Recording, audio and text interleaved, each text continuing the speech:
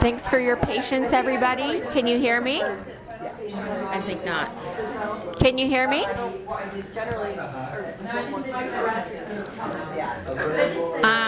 Okay. Hi, everybody. We're ready to start. Thank you for joining. Sorry, this is not working, so I'm just going to be loud. Thank you for your patience. What would be a conference without some technical difficulties getting set up. But without further ado, we'll get started. I'm Rachel Meltzer. I have my two wonderful fellows joining me, CJ and Laura. We're going to be presenting on a few comorbidities that popped up over and over again at the Itch Clinic, where I see most of these patients. And there are two data collections that happened at different time points, and we'll be presenting on that. So I have a couple of disclosures. One of them is a little bit relevant. Nemolizumab is a company that I do consulting for. They're an itch medicine, brand new. So I don't think that influenced my talk, but I wanted to give a heads up. And this lecture is going to include discussion of off-label use of medication, because as we know, there's not a lot that's on label for this. All right, so we're going to be talking about some cases. Those will be used to sort of guide our discussion. Psychiatric comorbidities, their data collection from their wonderful project.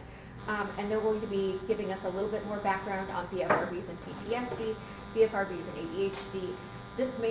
The background data may not be new to several of you who know the literature quite well, but this is just sort of a reflection of our data review and our patients. And then I'm going to be giving some info on C-spine disease, cervical spinal disease, so the spine at the neck. And body focused repetitive behaviors. And then at the end, we'll be tying everything together, revisiting our cases. So let me just get started, letting you guys know a little bit about, should I be advancing it with this? Okay. Do you guys mind if I sit down? No, you're good. This is okay. This is better? Okay, good. Plus I can grab my water. Okay. So the Itch Clinic is my specialty clinic at Brigham and Women's Hospital in Boston. I primarily see patients with severe or refractory itch of any etiology, mostly referred by other dermatologists, but also from oncology, transplant medicine, neurology, internal medicine, and psychiatry. Some of my patients have excoriation disorder and trichotillomania, so this is about 2% of my patient population. Not dissimilar from what's reported as I think the baseline prevalence in the general population is 2 to 5%, if I recall. 91% of my BFRB patients are female. The average age is 53. This is maybe because I mostly see adults. I very rarely see, once a year, I will make an exception and see somebody who's like a teenager, but Brigham has an agreement with Boston Children's Hospital, so we're not allowed to see patients under 16. Most of my patients at Brigham, and especially anyone I see in the Itch Clinic, it tends to be what I call highly medicalized. So people who are very much in our healthcare system, seeking medical treatments and diagnoses, just in general, heavily, lots of prior testing and lots of investment in sort of medical models of treatment. I'll be sharing my clinical experience working with this specific patient population. I'm going to, like I said, be using two recent cases to guide our discussion. I have no idea if this population is going to generalize to other practitioners. So if you see and treat patients that are different than mine, you may not have the same findings. The main reason for that being that basically every one of my patients has a significant sensory complaint, and I'm not sure if that's always the case at other clinics. Okay. So the first case is a 59-year-old woman. She was referred to me for scalp itch, hair pulling, and hair loss. She's a 59-year-old lady with a history of anxiety, depression, osteoarthritis, cervical spinal stenosis, so narrowing of the canal of the spine, and cervical spine 4 through 7 disc disease, as well as ADHD, reflux, and she was referred by a friend of mine in the community for pruritus. and for specifically of the scalp, and a little bit generalized, but mostly of the scalp, as well as hair pulling. She developed itch and pain in her scalp as well as hair pulling concurrently about 2 years prior to presentation following the death of her father. She describes tingling, burning, shooting pain, and the sensation of pimples containing trapped hair underneath the skin. This is pretty typical for how a lot of my patients describe the abnormal sensations in the scalp. She feels compelled to pull out any trapped hair or anything that feels like it could be a trapped hair. And her symptoms have been difficult to manage and extremely distressing given her work as a hairdresser. So when I met her, she was taking a fairly, I would say an average to high dose of lisdexamphetamine, which is the most common stimulant that I see in my patient population. I believe she's taking 60 milligrams, which is the typical dose of my patients with skin picking disorders. She took duloxetine, which I love to prescribe specifically for types of neurogenic itch, N-acetylcysteine topical steroids, compounded topical ketamine, amitriptyline, and lidocaine cream, which I use for my itch patients and also for people with dysesthesia, and diclofenac sodium and magnesium. Previously, she had tried intralesional steroid. So my friend in the community was doing like monthly steroid injections, which we sometimes do for focal hair growth. It works okay, but it's hard to say how much benefit it has in trichotillomania. She had tried platelet-rich plasma for hair growth and oral minoxidil for hair growth. She sees a psychiatrist and a therapist in the community on a regular basis, and she also sees her referring dermatologist pretty frequently. So these are some photos. The one of the occipital scalp, the butterfly shape, this is before we met. My colleague took some excellent baseline photos. And then the frontotemporal scalp, this is at our first meeting. So we see some pretty classic findings for trichotillomania. Patchy hair loss, breakage, hairs regrowing at different lengths, and we don't see any scarring. So we don't see any what we call loss of osseous. So we don't see scarring over the hair follicle to indicate a scarring type of hair loss that we see in autoimmune conditions. Just quickly, I'll go over her C-spine imaging.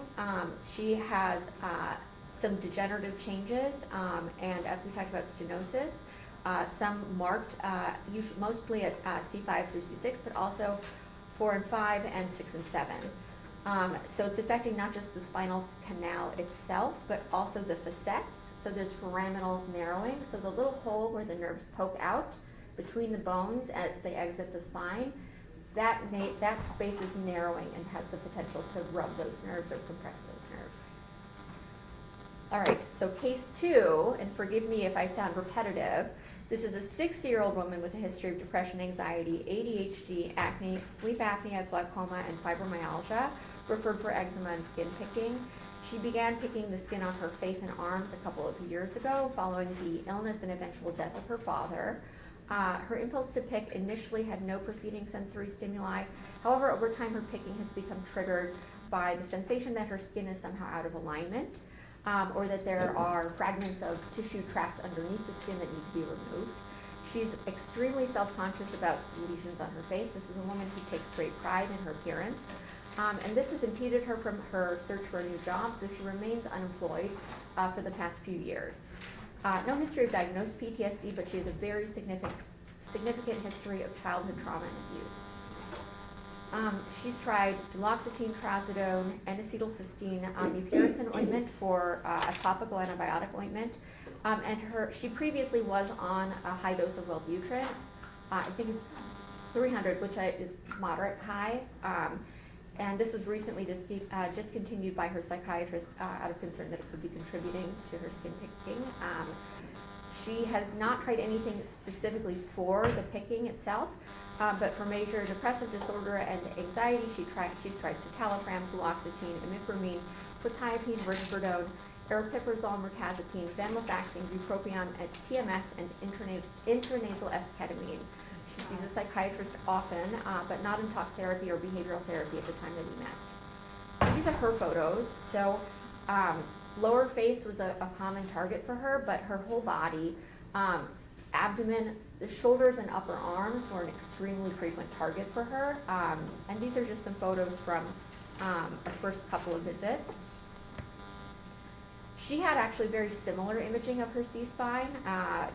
It's a little bit less relevant for her case, but it does show strikingly similar findings. So neuroforaminal stenosis, spinal canal stenosis at similar levels C5 and C6 and C7. Yeah, with that, I'm going to hand things over to my incredible fellows to talk about a study that they did collecting data about 6 months ago. Yes. So I will be talking about the data that we collected from May 2023 to May 2024.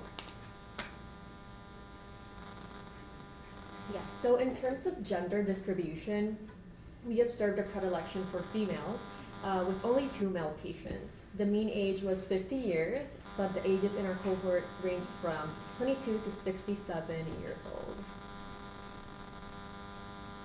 Interestingly, ADHD was the most common psychiatric comorbidity in both hair pulling and skin picking disorders, followed by depression and PTSD. Additionally, among patients with skin picking disorder, there were histories of food insecurity, domestic violence, and homelessness, and a history of abuse was prevalent in both groups. Notably, all patients had a history of or were currently using stimulant medications to manage psychiatric comorbidities, such as ADHD. The most commonly used agent was a combination of dextroamphetamine and amphetamine, followed by lisdexamfetamine. Despite being educated that these medications contributed to their BFRBs, most patients were reluctant to discontinue them due to the need to manage their psychiatric comorbidities. So next I will delve deeper into the association between BFRBs and PTSD. As you may know, the American Psychiatric Association has established specific criteria for diagnosing skin picking and hair pulling disorder. These conditions are highly distressing and can lead to significant social and occupational impairment, with symptoms not secondary to any other medical condition. Whereas PTSD is a psychiatric disorder that develops in individuals who have experienced traumatic events. It is characterized by flashbacks, nightmares, difficulty concentrating, hypervigilance, avoidance behaviors, anxiety, and depression. So what does the literature reveal about the co-occurrence of SPD and PTSD? A study by Sachs found that individuals with SPD had significantly higher scores on the childhood trauma questionnaire, with 13.5% having a probable diagnosis of PTSD, compared to none in the control group. Similarly, another study reported that 54.8% of male veterans with PTSD engaged in self-mutilating behavior, with 72.9% showing symptoms of skin picking disorder. These findings suggest a strong association between PTSD, childhood trauma, and SPD, underscoring the need to screen for trauma in SPD patients. And it's very important to know that there's controversy in the literature or in the community about this association, but this is what we found in our personal search. So, moreover, what does the literature reveal about the co-occurrence of hair pulling disorder and PTSD? Although there is controversy again about this condition with PTSD, the data I will be discussing is from our own data search. So a study by Huang et al. Examined PTSD grades in 209 adults with hair pulling disorder, finding that 40 participants met the criteria for PTSD based on the primary care PTSD screen. Those with both hair pulling disorder and PTSD were more likely to screen positive for other impulsive behaviors. Additionally, participants with probable PTSD scored higher on the dissociative experiences scale, and these scores were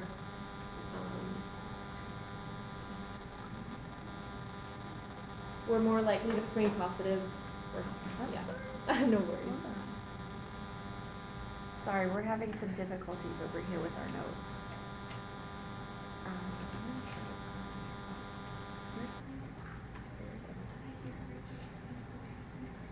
Yeah. Yeah. So yeah. In other words, individuals with PTSD and BFRBs may experience more intense dissociative symptoms, suggesting a possible link between this condition. So in summary, there is evidence that trauma exposure often precedes OCD spectrum disorders, including skin picking and hair pulling disorders. So these can exhibit dissociative features, which supports our connection. So Klosalska suggests that the dissociation may serve as a mediator in the relationship between trauma and these behaviors, particularly when they are used as a means to regulate distressing internal states. So I will leave you with CJ, who will be talking about ADHD and BFRB. Hello everyone, it's a pleasure to be here. To follow Laura's wonderful discussion of BFRBs and PTSD, I will now discuss the association between BFRBs and ADHD. So everyone here knows what ADHD is, so I'll cut to the chase. ADHD is a neuropsychiatric disorder characterized by 3 persistent symptoms: 1, inattention; 2, hyperactivity; and 3, impulsivity. A big symptom that we'll come back to later on in the discussion. In recent years, there's been increasing evidence for an association between skin picking disorder and ADHD. In a retrospective chart review of 262 skin picking disorder patients, 8% of the sample had comorbid ADHD. In this same study, ADHD was slightly more common as a co-occurring disorder than OCD and body dysmorphic disorder. Similarly, in a retrospective case control study of 250 skin picking disorder patients, 6% had comorbid ADHD. ADHD was found to be more common as a co-occurring disorder than OCD and PTSD. Furthermore, within a convenient sampling of 10,169 adults representing the United States population, 213 adults had active diagnosis as skin picking disorder. Of these 213 patients, 23.5% had comorbid ADHD. So what gives us this data? What's the link between skin picking disorder and ADHD? There has to be some explanation for these statistics. Well, one potential explanation for the association may be ADHD increasing the propensity of skin picking disorder patients to act on maladaptive schemas. Indeed, in a cohort study of 811 Tourette syndrome patients, multivariable modeling reported ADHD as a significant univariable predictor of co-occurring skin picking disorder. Of the 811 Tourette syndrome patients, 48% had ADHD. OCD was another significant univariable predictor of co-occurring skin picking disorder. These results parallel prior work suggesting that individuals with BFRBs have problems with impulse control, similar to findings seen in ADHD and Tourette syndrome. Given that other clinical studies have identified impaired impulse control of patients with these disorders individually, one might hypothesize that BFRBs, such as skin picking disorder and ADHD, have related dysfunction in cognitive control circuitry. Interestingly, several case reports in the literature have explored this hypothesis through the medications traditionally used to treat ADHD patients, with skin picking disorder being associated with the substantial underactivation of the right frontal regions, bilateral anterior cingulate, and dorsal striatum. Neurotransmitter modulation via ADHD medications could have been the reason for SPD resolution in some patients. First, we started with methylphenidate, a CNS stimulant of the parapyridine class that increases dopamine and norepinephrine activity by inhibiting the reuptake from the synaptic cleft. In both pediatric and adult patients with skin picking disorder, methylphenidate's activity in the prefrontal cortex and striatum is believed to have caused reduced impulsivity and increased attentional state, respectively. However, while physiologically this makes sense, other reports of new onset as skin picking disorder following methylphenidate administration suggest that more of this mechanism has yet to be elucidated. Next in the ADHD pharmacotherapy repertoire is atomoxetine, a selective norepinephrine reuptake inhibitor. Similar to methylphenidate, atomoxetine's inhibition of presynaptic norepinephrine transporters in the prefrontal cortex increases response inhibition, treating ADHD and theoretically skin picking disorder. Despite being a more selective agent in neurotransmitter modulation, atomoxetine has the same conflicting evidence as methylphenidate in terms of either treating or causing skin picking disorder. Thus, we believe that additional research should focus on examining neurocognitive profiles of BFRB patients and comparing imaging/genetic analyses. In doing so, in addition to unveiling a likely genetic susceptibility in these patients, this work can help elucidate the comparable and contrasting factors between BFRBs and the impulsivity seen in ADHD. Now we move on to another BFRB, trichotillomania or hair pulling disorder. Like skin picking disorder, the data in the literature for the association between hair picking disorder and ADHD is sizable. Within a convenient sampling of 10,169 adults representing the United States population, 175 adults had an active diagnosis of skin hair pulling disorder. Of these 175 patients, 29% had comorbid ADHD. Of the 47 hair pulling disorder patients with comorbid ADHD, 53.2% reported that hair pulling disorder was more bothersome than ADHD. And of the 52 hair pulling disorder patients with comorbid PTSD, 52% reported that hair pulling disorder was more bothersome than PTSD. Similar to the studies exploring the association between skin picking disorder and ADHD, the impulsivity in ADHD also likely increases the propensity of hair pulling disorder patients that act on the maladaptive schemas, explaining the aforementioned comorbid data. Fabulous. Thank you guys. Amazing work. They did all this as med students. Well, they're very busy. So impressed. I'm proud. Okay. All right. This is where things get. Oh, do you have a question? I just was wondering about the prevalence of body dysmorphic disorder in this, because it's so common, skin picking is so common with that. Yeah, it's been an interesting discussion. So it's been hard to track because some of the patients will sort of float between a couple of diagnoses with different psychiatrists, and different psychiatrists in my institution and outside my institution have differing levels of understanding of these diseases. One who I work with a lot, Lisa Zachary, at MGH Center for OCD and Related Disorders, who's interested in skin picking and other psychoderm overlap conditions. I've sent a couple of patients to her, and she has put somebody who I had bucketed as body dysmorphia into more of like an OCD with a just right kind of a pattern. I'm not a psychiatrist as much as I pretend to be one sometimes.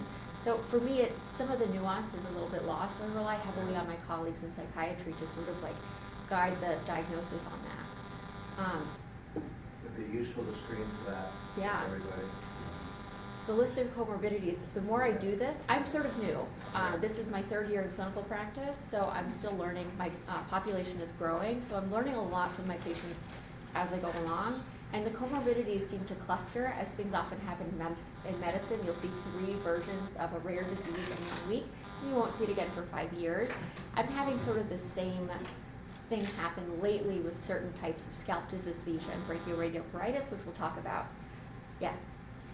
So, is now an appropriate time to ask a question Yeah. about the cases, or do you want to leave it to the end?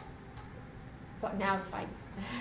So, the thing that struck me about both of those cases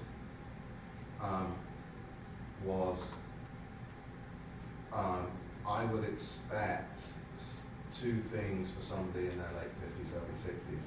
One is that they're going to lose a parent, and the other is that they're going through menopause. Mm-hmm. Yeah. And Yes. so, given that there's at least, John, where is the menopause connection actually in the literature? I mean, we certainly have a bunch of people I've read a lot. Yeah. personally. There's not a lot of research I've read Yeah, I don't of really what know there about is. it either. So- It's life changing. There's a correlation for sure. Mechanistically, it makes a lot of sense. So this is definitely something I focus on a little bit more in my itch patients. A lot of my menopausal patients get itch, and they also get the vasomotor symptoms, so hot flashes. That can trigger itch for a lot of different patients, and I have several patients more in the itch clinic than in my sort of, like in the general population of the itch clinic, as opposed to like the few a day or the few a month that I see with skin picking. More of them, I've recommended that they talk with their doctor about starting hormone replacement therapy, and it frequently does improve their itch. And then a medication like venlafaxine or Paxil, I'm trying to remember the, Yeah, there's another name for it. yeah, but it's the I'm same not drug. supposed to use trade names, paroxetine. So paroxetine is good for certain types of flushing dysesthesia and discomfort. And then venlafaxine has been studied for vasomotor instability associated with menopause. And also serotonergic agents help with itch in many, many cases. I prescribe so much duloxetine, like you wouldn't believe. It's like the 3rd most prescribed thing for my itch clinic. And that tends to help a lot with the flushing dysesthesia. at least one of these patients hasn't had a period in over 10 years. So she's not actively going through menopause, she's sort of reached her stable like state, and the symptoms developed afterwards. The other, we haven't ever really discussed, menopause. Yeah. So I'm a patient, and a lot of us who are clinical are also patients. Mhm. If the room's okay with this, I think your statistics are very low on the Yeah. comorbidities, and the reason is because a lot of times, as patients will tell you that your therapist doesn't ask about your medical, and your Yeah. medical doesn't ask about your Yeah. they're not asking, so your numbers won't be accurate. Yeah, no, I think the So let me show, I want to do a little experiment if everyone's comfortable. Raise your hand if you have a BFRB in the room. Keep your hand, now raise your hand if you have ADHD. Raise your hand if you have PTSD. Raise your hand if you have spine issues. neck arthritis. Yeah, I have C4, C5, Yeah. T5, T6. Mhm. So what I'm saying is, just from looking at that, that's already higher than what the numbers that now we're a core group here for this specific thing. Mhm. But I think that it would be worthwhile to maybe do more of that research on prevalency, in your community or partnering with your OCD group at MGH in order to see those correlations, because what's shocking is I did a treatment for PTSD called a stellate ganglion block. Yes, stellate ganglion block is great. I Girl. love Girl. those. Took Yeah. care of menopause Yeah. flashes, Mhm. took care of ADHD, Yes. made my BFRB cease. Yeah, mechanistically we can talk about Within that. Yeah. 15 minutes of having it done. For the My right hair is patient. not very bad. This is not the right treatment for This- most people. Most no, people, that's but just you for have to specific have people. very serious implications for it. But I want to talk to you Yeah. more about that, because I think that SGB research in that area could be life-changing for people that Absolutely. qualify. So I think the neuropathic component of this is grossly understudied, and so that's sort of what I'm gonna obsess about for the next several minutes. Yeah, Sort of neuropathic treatments. yes. I think are the future for this. But again, this is like very beginning of, I've not seen any publication on this. Me This neither. is not published yet. This is just like in the last month before the talk, I was like, gosh, I'm seeing a lot of these specific conditions. Why don't I just run the numbers again? And it's sort of stunning. So I'm excited to share this with you guys. Thanks for the feedback. What was the name of the thing? I just want to know the name. Stellate ganglion block. SGB. SGB? Yeah. Mhm. And It's I'll not- talk to you, Ellen, I'll talk to you more about it after. Okay, great. It's not the right treatment for most people, and I would Yeah. never recommend it as a treatment for BFRB, uncomplicated no. BFRB, but in the right circumstance, treatments targeting the nerve directly can be helpful. Okay, sorry, thanks for bearing with me while things get a little bit weird. I've got a lot to say, so if I'm talking kind of fast, ignore me. Or try, tell me to slow down if you need to, or ask for clarification. There's a lot of pieces to put together, so my hope is that after we go through several slides, it'll start coming together, but just let me know if that's not the case. Okay, so, C-spine disease in my BFRB patients. So in the last year, I saw 32 patients with one or more BFRBs. Of those, 15%, so a little less than half, had C-spine imaging within my system or scanned in that I could access. Of those patients with imaging, 93% had radiographic abnormalities of the C-spine. 93%. So radiologic abnormalities of the C-spine are common in the general population regardless of whether or not you're symptomatic, but this is higher than any demographic except for people who are over 95 years old. This is then approaches the same prevalence of C-spine abnormality findings. But for people under 40, the prevalence of C-spine abnormalities, specifically degenerative ones, is on the lower side. I think I wrote it down. It's less than 25% for people under 40, and if you group all people over 40, the max I've seen is 60%. But if you, It's super high though. it's quite high in the baseline population, but it's not 93%. And this is my, average patient age is 56 or so that I included in this analysis. Okay, so 13 of the patients out of the 15, so 87% had specifically degenerative changes, so that means radiculopathy, stenosis, spondylosis and osteophytes, which I'll show a diagram what that means in a minute. 1%, so one patient who didn't have degenerative changes, she had C-spine enterolithiasis, so this is displacement of one spinal process over the other. So they're supposed to line up nice and close, but hers were out of alignment like that. This was following a motor vehicle accident, and she's had chronic severe neck and back pain following that. One patient had completely normal C-spine imaging, but she'd had a history of juvenile rheumatoid arthritis and chronic neck pain. 1%, with that, I already talked about that, but 5 had a history of C-spine surgery or traumatic injury that was visible on imaging. So again, it's the vast majority of patients have at least some evidence of pathology at the C-spine. And for the one patient who did not have abnormal findings, she has a potential explanation. So juvenile rheumatoid arthritis can give inflammation in the neck that might not always be visible on imaging. So C5 through 6 is most commonly affected, and this represents what's seen in the general population as well. So abnormalities are most common at C5 through C6. So sensory complaints. All right, so for patients who have a BFRB, how many of you notice a weird sensation? Burning, tingling, stinging, itch, something feeling like it's trapped under the skin, pulling, water under the skin. So like a lot of you guys. Yeah. Mine feels like splinters. Splinters, yes. That's how it Yeah. stops. Yeah, what, like, I hear tugging, pulling. A couple of my patients feel like sutures are poking out from underneath. Ants crawling on the skin.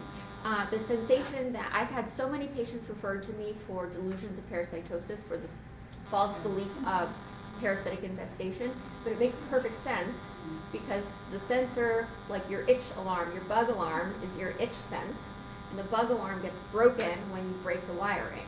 So you go faulty alarm. So when you talk to patients about, like, it's not bugs, I can see your skin, there are no bugs, but I see imaging on your spine that accounts for your complaints, the delusional infestation diagnosed by multiple people, including psychiatrists, it drops away completely. I'm not certain that true delusional infestation exists outside of certain very specific medication-induced states or within a larger psychosis. That's my take, but again, I'm very new at this. So when someone sees it and has the explanation, and Yeah. then feeling goes away? No, the feeling stays. The feeling, I wish, my God, that would be amazing. Yeah. No, but like the delusion, the feeling, delusion goes the away. people who are convinced that I have an undiagnosed infestation in my skin, I see. That that are goes blown away. off by every doctor, that are like turned away from infectious diseases, that are like treated like, you know, like they're in full-on psychosis. It's dysesthesia. And once you explain it to them, then Then the it goes away. delusion falls away. That's, Mhm. okay, thanks for the The clarification. Yeah. trick with that is the interpretation of Yeah. dysesthesia. Right, And that's exactly. the delusional aspect Mhm. of parasitosis. Okay. Yeah. Fascinating. Are you finding, when you address the inflammatory issues with the C-spine, that you're seeing a reduction in the flare-ups for their BFRBs? What a cool question. We'll answer to the best of my ability in just Great. a moment. But spoiler alert, nothing works that well for this. There are interventions, but there's no cure. Nothing cures this right now. It's wiring that's broken and short of replacing the wiring, which means giving you a new nervous system. We don't have anything that's amazing. We have things that can help. Okay, to ask a question. Of course. So, I, full disclosure, have very severe migraines, and one of the sort of very classic features in migraines is something called formication. Yes, correct. And so that is absolutely the sensation that there's something. It's not really that there's something crawling under your skin, but it's like that your skin's lifted up and it's moving takes- around, yeah. and it's tingling, and it's Yep.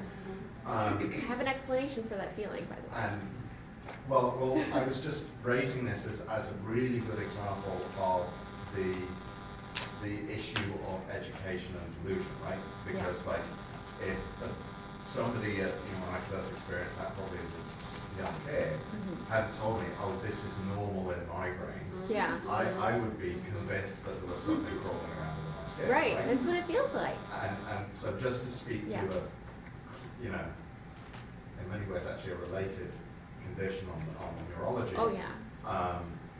Where this is known and it's essentially normalized, just to speak to your point of normalization, getting rid of that, you know. Well, that's one of the delusional reasons why labeling. so many of us, when we feel these sensations, we feel crazy because we don't know why we can't make it stop. Right. And It's there's no way maddening. of explaining to us why the sensations are happening. Yeah. And so it continues that, and it's worse, the name Yeah. trichotillomania has mania in the name of it. So then, of course, so it's a compounding problem.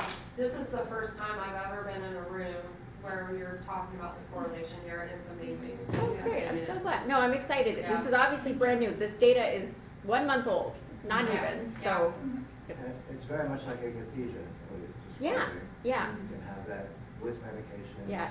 subclinically and other things, but it's that same sense in restless legs. Yes. And those kinds of syndromes. Highly comorbid in my Yeah. patient population, along with migraine. Restless leg and migraine, super, super common in my patient population. I'm sorry to interrupt, go ahead. Oh, yeah. I'm done. Okay. I'll Have you shut up. also considered the reverse, because my BFRB caused my C-spine issues from, Hmm. my neck was always pointed down because I was pulling leg hair Yeah. for hours. Yes. Oh my and gosh. so I Stress had injury. a Oh, no. herniated disc, so I'm wondering Yeah. if you would, like, consider It's that true. the correlation could be from the repetitive movements, like Mhm. pulling for long, extended periods of time. I mean, And look at this. It's a really look at this some people insight. get torn their body or Yeah. are in uncomfortable positions, Yeah. so. It's an interesting Yeah, I tried to insight. explain it to a neurologist and she like didn't believe me. She was Yeah. like, no, your hair pulling didn't cause this. I was like, yes it did. Yeah. I knew when No, this is totally out there. This is unknown in the literature, you guys. You're the first people to hear this ever. I reported a case in the 90s of carpal tunnel Yeah. syndrome associated Yeah. with Yeah. trach and skin Yeah. And the orthopedic surgeon had not a clue Yeah. as to what the repetitive motor behavior was, and it elaborated that, there's reports on this, using that. Yeah. CJ found a really cool case report that I excluded because the photos were kind of ghastly. They're like great for dermatologists who like that kind of thing, but like not for anyone else. Of a patient who had basically picked to the point that they gave themselves osteomyelitis, so a deep infection in the bone, Yeah. and developed, it's Yeah. Did you know that it can be hard for us as patients to look at the pictures sometimes? Yeah, I apologize. So this was actually intended to be a scientific only session. She asked if this could be a community session, and I said probably not because of the photos. I appreciate you guys bearing with me. I know the photos are not easy. I'm not saying it Yeah. is, I'm just saying that you should know as students Yeah. that it can be triggering for people. Mhm. Okay, all right, we have more to cover. Oh, go ahead. Just about the nervous innervation of the scalp. Yes. The occipital nerves do the occipital part of the scalp. Yes. The rest of it's all cranial. You're right. We're gonna talk about that. You read my mind. No, it's a really, really good point. Okay. So, all right, just the sensory part. I think we basically discussed the bulk of this just now. When you have when you have faulty wiring, a nerve that is damaged, compressed, irritated, inflamed, entrapped, you get these odd sensations because your wiring isn't working correctly. And it's so, to say that it's anxiety provoking is like such an understatement because not knowing why your body is doing something, feeling something, and you can't see what you're feeling, it's such, that disconnect is, I think, really, really disturbing. The number of patients who I'm like, I see why you have this on your imaging, and they start crying because all they wanted was to be told, I see why this is happening. This is not, there's something happening here. It's not what you thought it was, but it's real. All right.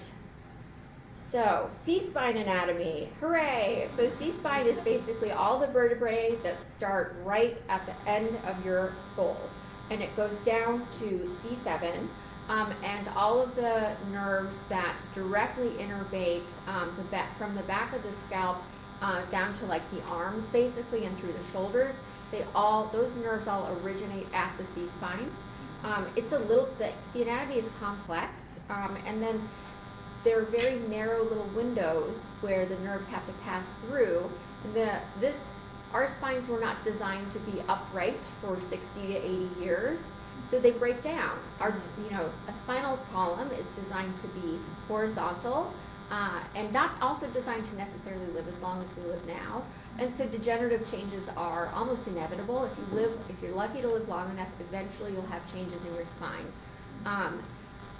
These changes in the spine for some people are completely asymptomatic, but for some people cause intense pain or intense dysesthesia, or even subtle dysesthesia. It doesn't matter how strong it is, it can still be extremely disruptive.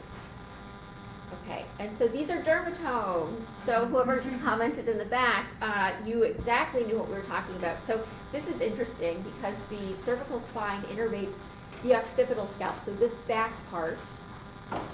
The front part is still affected in a lot of patients. I have seen so much scalp dysesthesia as well, and so we're going to talk about that too. But for the most part, the way we usually think about sensory innervation of the skin in relation to the spinal nerves, at the level of the exit from the spinal cord, there's a predictable, not universal, but a predictable distribution of cutaneous innervation.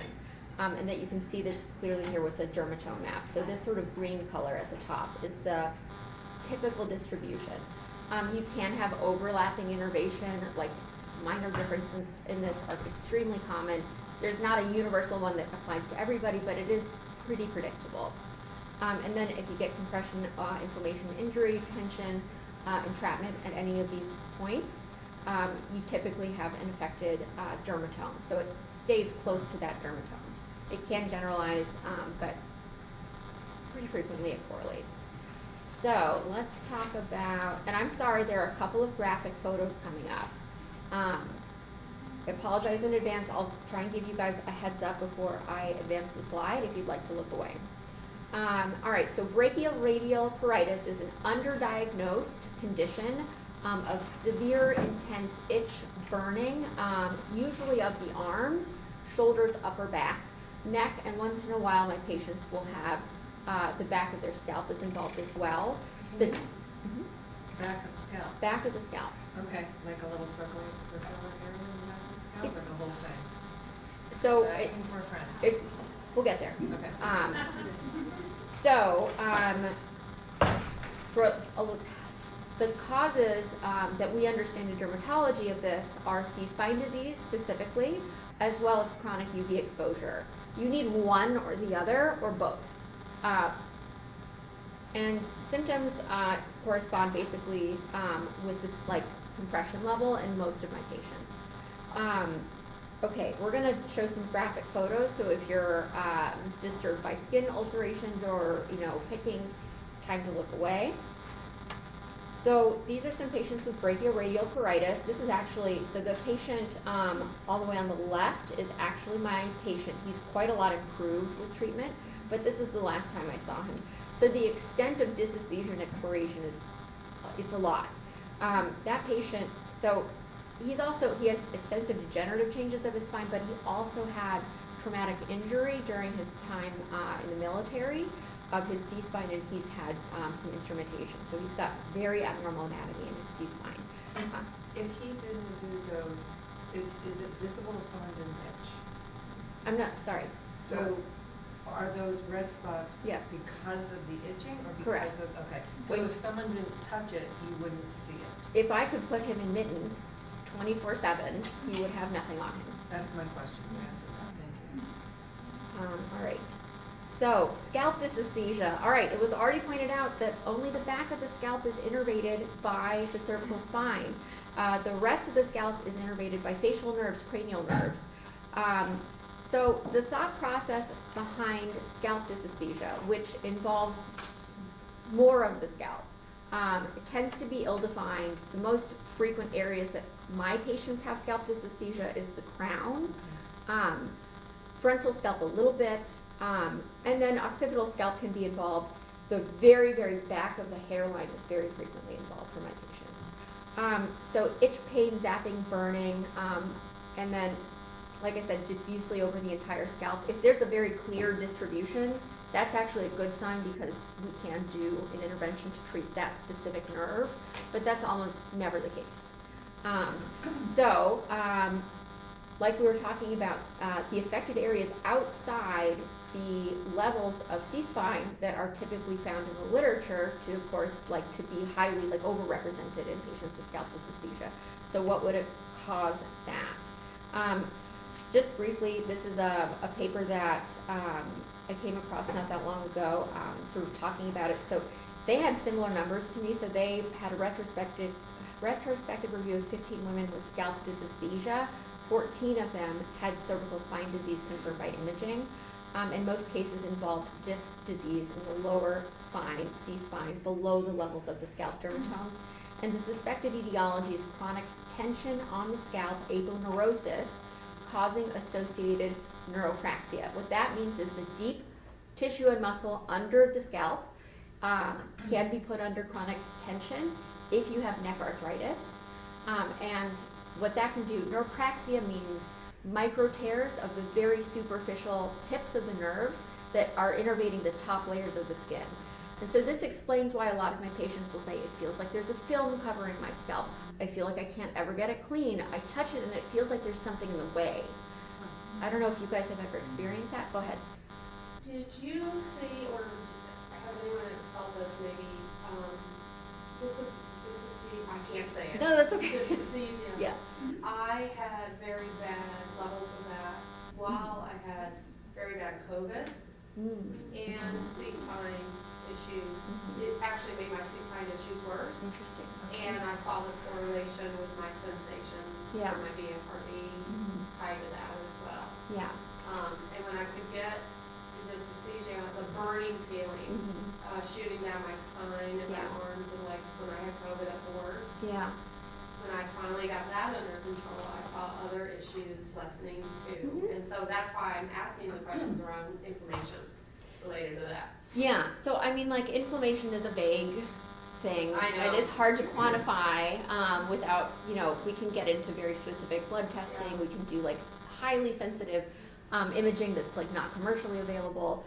But it's hard to quantify. And I've had I have more patients that report worsening with COVID, but I have a cohort of patients who report that their itch improves with COVID, Interesting. which Yeah. I don't understand that at all. Yeah, But because the cycle, yeah. right, yeah, I'm It's, with you. inflammation is complicated. So is your nervous system, and the interplay is extremely complicated and understudied. And this is sort of what the field of studying itch, is looking at the interplay. So neuroimmune interactions. This is a separate, more developed branch of. It's still in its infancy, but it's more than what I have right now. It's complicated, and we barely understand Do you see a correlation between? Inflammation. Stress. Any kind of stress can worsen itch almost universally. Stress and itch are like this. Any stress, emotional stress, physical stress, your body doesn't know the difference between emotional stress and like other things that cause your body to release stress hormones. It's all the same. All right, so here's a nice little photo showing the scalp aponeurosis and the muscles. So tension, pulling this too taut, we can have micro tearing, like I said, of those very, very tips of the nerves, and I think that accounts for a lot of the odd sensations that people have. Okay, so interventions. We don't have any, I tell my patients right off the bat, we don't have anything that works well or consistently for this. We have things that can make a difference. And I'll say this off the bat, especially given the fact that we have patients in the room. The people who do the best are the ones that sort of start to understand and integrate sort of the model of I hate to say this, like sort of the medical explanation, understanding that the alarm going off, the itch alarm or the pain alarm or the dysesthesia alarm going off, it doesn't mean, it's a false alarm. It doesn't indicate that something is happening that you have no control over. It doesn't indicate, some pathology in the skin. The pathology is in the nerve itself. So the things that work the best for this, and again, none of these work particularly well. So topical agents that help for dysesthesia, so things like topical capsaicin, which I would not recommend unless you've really had a discussion with your doctor about it, because if you get this in your eyes or your genitals, you're going to have a really bad day. Oh my God. So don't pick this up without having a discussion with your doctor or doing I wouldn't even say do a lot of reading about it. Like the way you use capsaicin is really important. Menthol is more accessible and less likely to cause sort of a bad situation.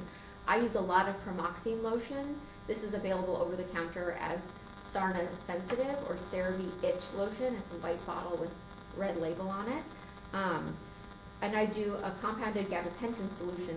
I've been getting some mileage out of that. I used to do a compounded ketamine amitriptyline lidocaine solution or cream. I'm finding less benefit for scalp dysesthesia with that, and I find that my patients like the gabapentin solution better. So cooling is very helpful for many patients. Cool compresses, migraine cooling caps, and you specifically want to get, some of them are open, but you want to get one of the ones that's all the way through, or you can just get a regular old ice pack and throw it on the noggin, like that'll do the same thing. You just then can't like go on, Twitter or X or whatever you call it at the same time. Yeah. Just wondering, your experiences with doxepin as an antipyretic, either orally or topically, is most closely coding agonist, whereas I think. So- And also, Botox is commonly used for migraine, and I'm not a fan of it at all, but. Yeah. Have you had patients with that, and has it given them some relief? So both great questions. So doxepin is our dermatology board's answer for like what to do for like sort of itchy, anxious like overlap. And the weird thing is, for whatever reason, I've used it a couple of times. I don't find it to be as effective as sort of separating out the serotonergic and the anticholinergic aspects of it. I prefer to prescribe hydroxyzine, which is basically Benadryl, and then some other like serotonergic agent instead of like the TCA aspects of it. I find that to be better. So my combination is like usually duloxetine, which hits the same, like hits norepinephrine, hits dopamine. And then my antihistamine is a little bit easier to titrate because some of my patients are very sensitive to histamine and some are not at all. And it just depends. So I don't use doxepin very much, neither do any of the other sort of bigger names in itch, as if it's like a big field, but it's still. It's fallen out of favor. I have had success with it topically. It's not my go-to though, but it's definitely like that's like in all of our textbooks. Like that's the board's answer is doxepin. And as far as Botox, so there are a couple of papers on Botox specifically for itch. I'm not aware that this has been studied for specifically scalp dysesthesia. Scalp dysesthesia has like 20 publications on it. It's like nothing. I think it's worth trying. It's an expensive intervention. I think I'm derm. I love Botox, but I think that it gets I think it might get overutilized, but I do think maybe into the occipital scalp and the frontal scalp it might be useful. There's also an association of Botox with cervical injections. Yeah. They give C-spine disease and Yeah. paralysis. Yeah. It's Oh. developing ganglion blocks. Yeah. That could give plexus. Yeah, They have to be very cautious of that when you're on medication. definitely. So I worked in paralysis for 20 years. Yeah. Which is why I'm so fascinated by this crossover, because I know C-spine very, very well. Yeah.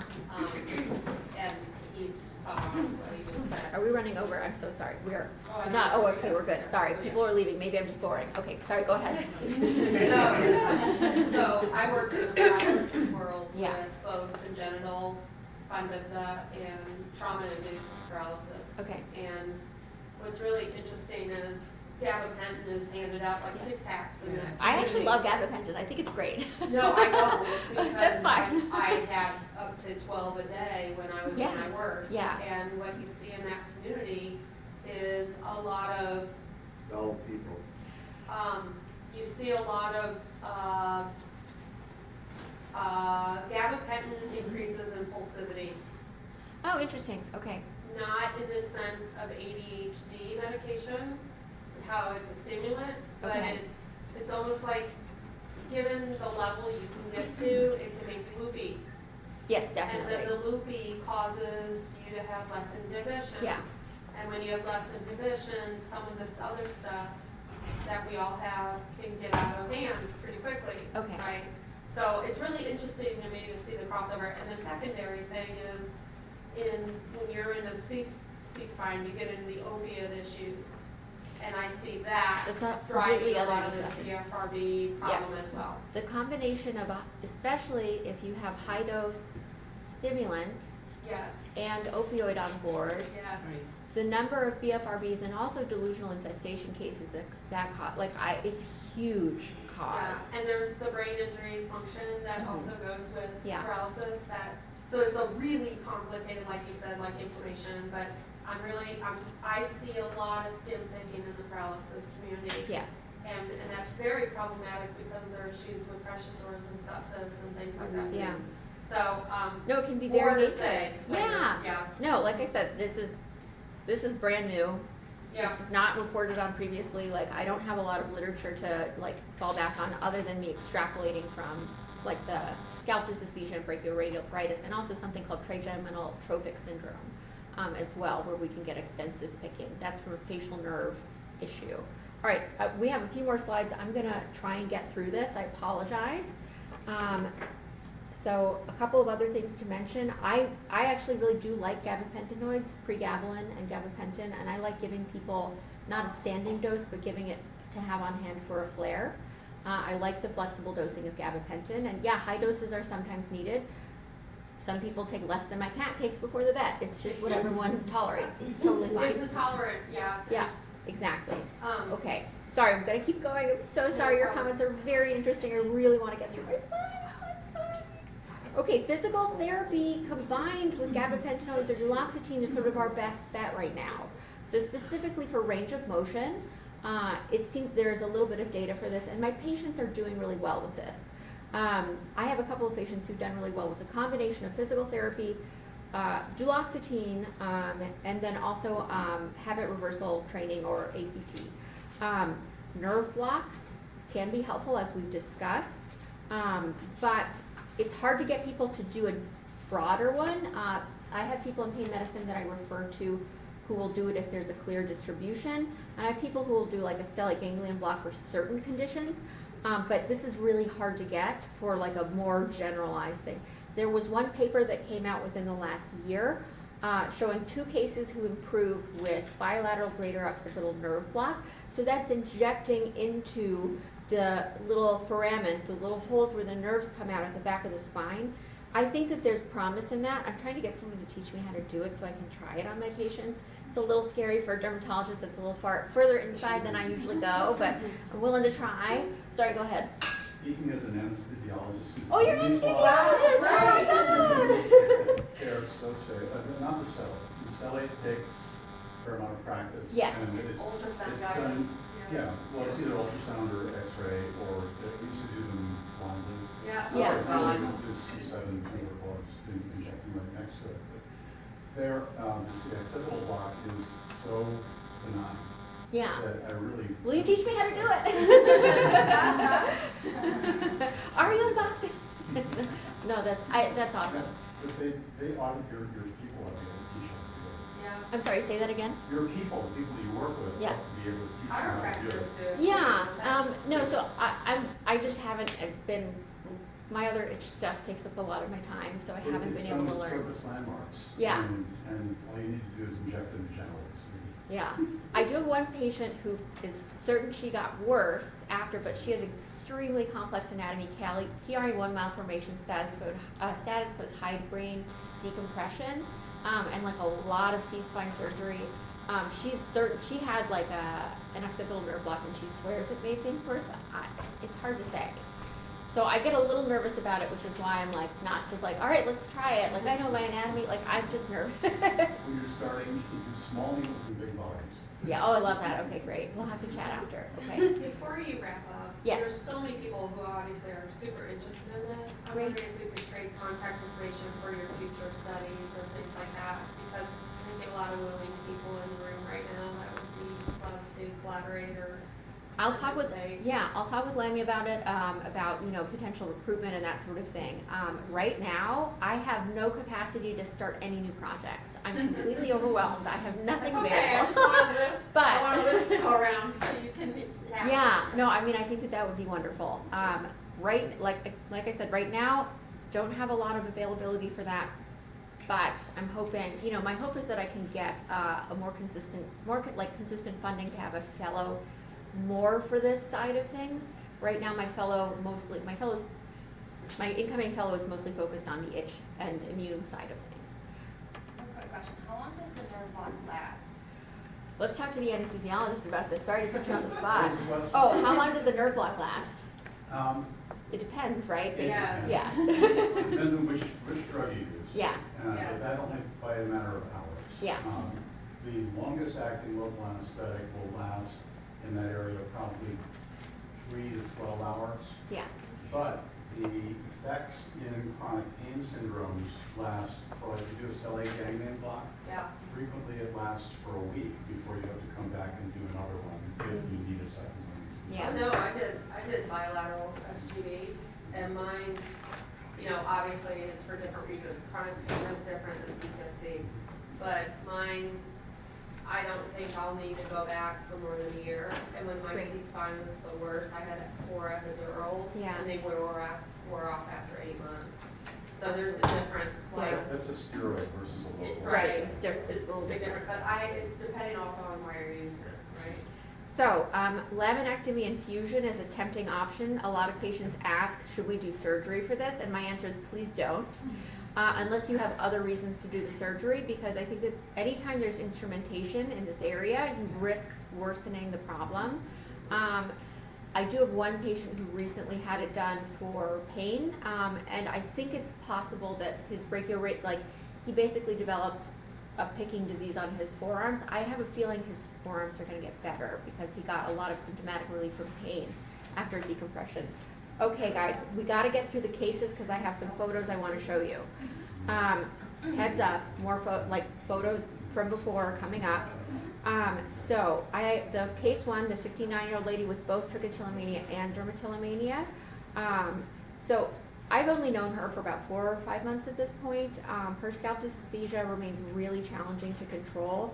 Her trichotillomania actually is improving. I have a great therapist who I work with who does ACT modified HRT, and my patients are very happy with him. And then I added pregabalin for her and compounded topical gabapentin solution, both of which she likes and has found helpful. She continues on her duloxetine topical steroid. I referred her for physical therapy for neck range of motion. I don't know that she's started that yet. I also have had several patients with similar symptoms who improve off of their stimulant. She tried switching to Adderall with her psychiatrist. It wasn't cutting it for her, so she's back on her regular atomoxetine at her usual dose. The other thing that I wanted to very briefly bring up is I've started having some success with clonidine for these patients who have PTSD, ADHD, and a lot of sort of impulse control, and the ones that are sort of centrally very, very activated. I've had a couple of patients where it's made a difference. And this is not reported anywhere either that I'm aware of. So clonidine is something I'm interested in studying in the future for the right patient population.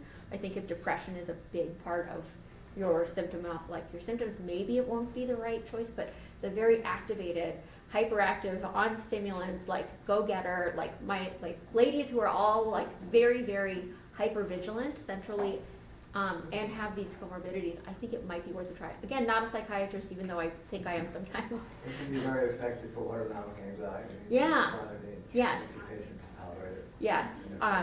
I do a lot of propranolol for something similar as well that doesn't involve the picking but just the symptoms. I find these to be very promising thing to look into. Appreciate you saying that. That's helpful.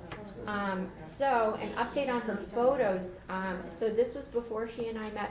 This is just after us knowing each other for a few months. So she's got good regrowth growing, and this I largely attribute to the topical gabapentin and the habit reversal training. But she's still really, really symptomatic. Her frontal scalp looks to me pretty similar, maybe a little bit of regrowth. Some of this is the hair camouflage.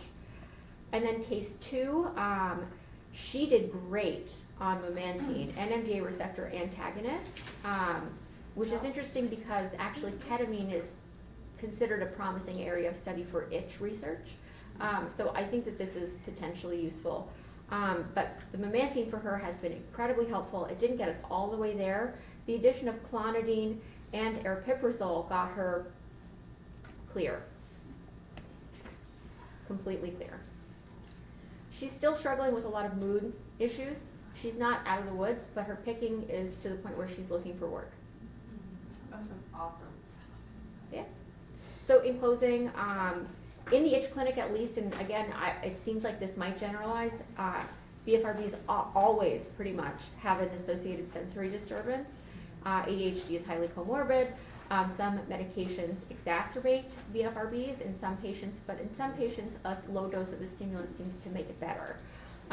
Possible association between history of trauma and BFRBs requires further study.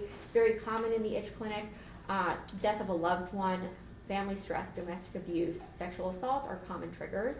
And then when BFRBs affect the scalp, neck, upper back, shoulders, or arms, especially with associated sensory disturbances, there may be a relationship to C-spine disease, certainly worthy of further study. So those are my references, and I want to acknowledge my incoming fellow, Kevin Patel, who helped me organize my thoughts so it was a little more coherent. So thank God for him, and thank God for my wonderful fellows. It's been time to do it. I made it with just enough time for, I know you guys asked questions already. If you have further questions, great. Or we can just let people escape and have lunch or whatever they want to do. Yeah, go ahead. When you prescribe memantine, you know, our community knows about that because there's a trial going on. Grant is doing a trial on it right now with Combi combined. And there's interesting preliminary from that already. Yeah. But so there's been a lot of coverage about memantine in this community. Yeah.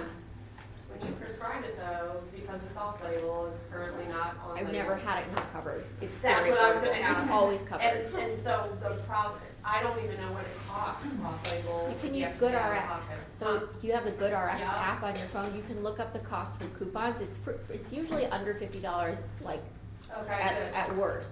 Yeah, I had a medication prescribed me off label and it was $1,700. Yeah, so in dermatology, I'm frequently prescribing $60,000 a year stuff. It's like I stay on top of the approval and payment stuff. In derm, everything's off label, and even when it's on label, like I said, $40,000 to $60,000 a year drugs are kind of my baseline.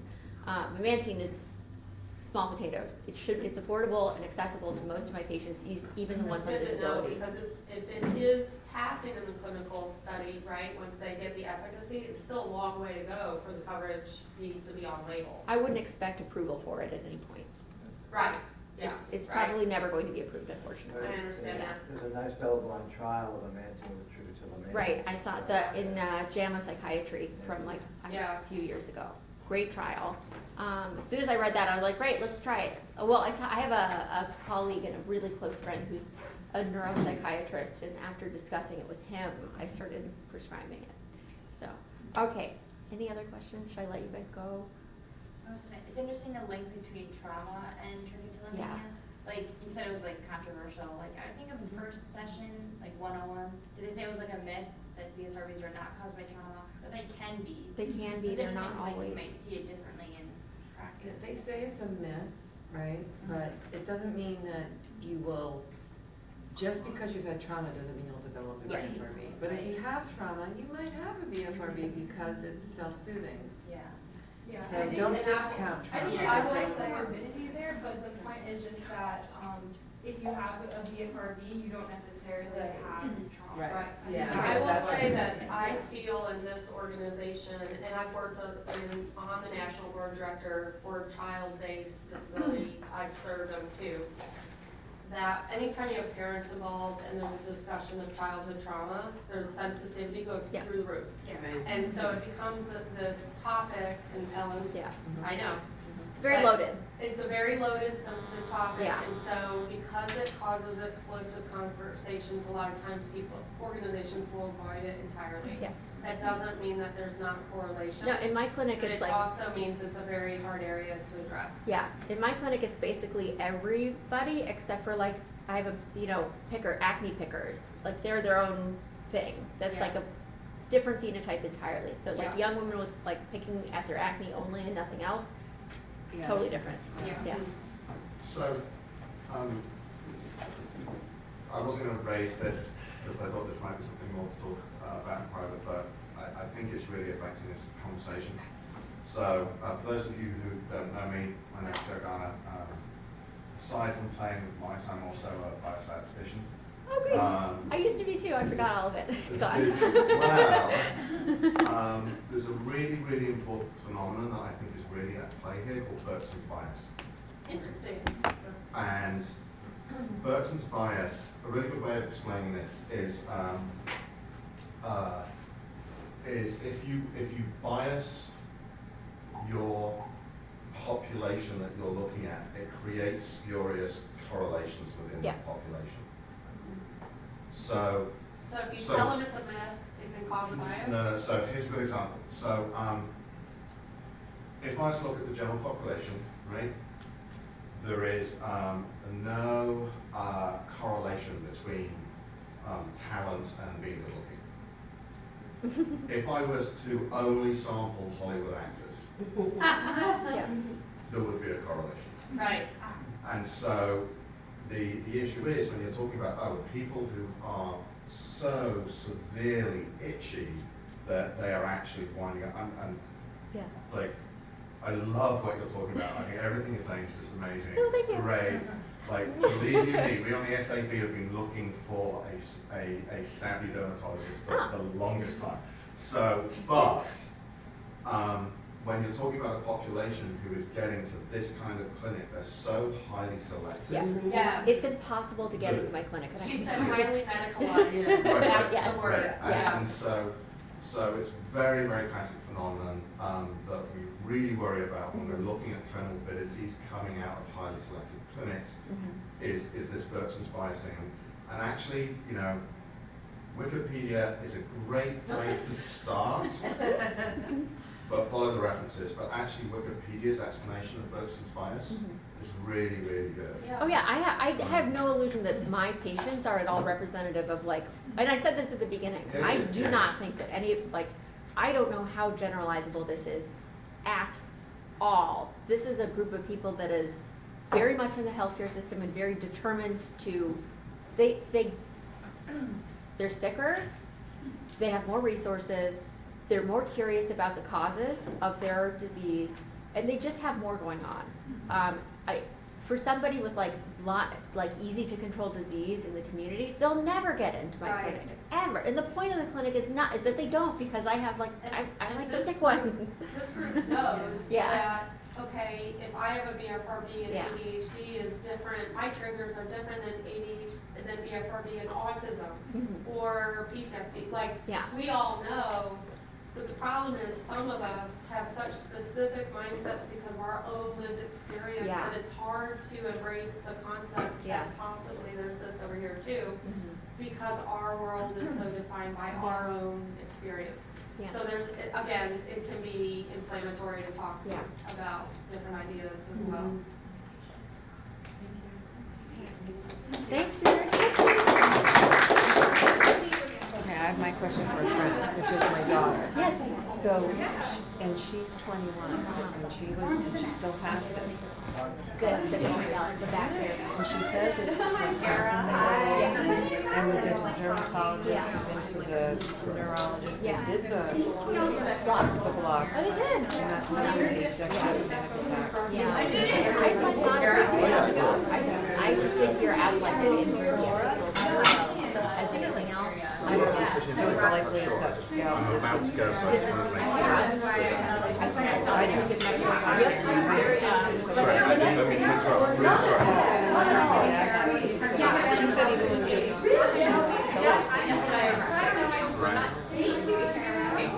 It was so nice to meet you yesterday, thank you for showing me the. Where are you at? And if you have time, sometime Neil wants to meet you, and I'll call you about the I other love it, stuff. thank you. Thanks for really coming. I'm so glad you I would liked love to it. talk to some Yes. clinicians, maybe the medical screen instruments and scales Yeah. to give you the quantitative Yes.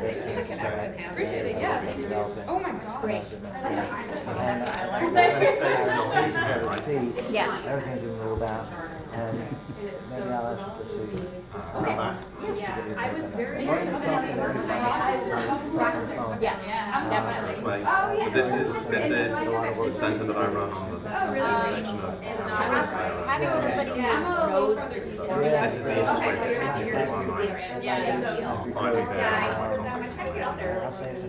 I'll send you my CV. Oh, they are. Fucking Yeah, no worries.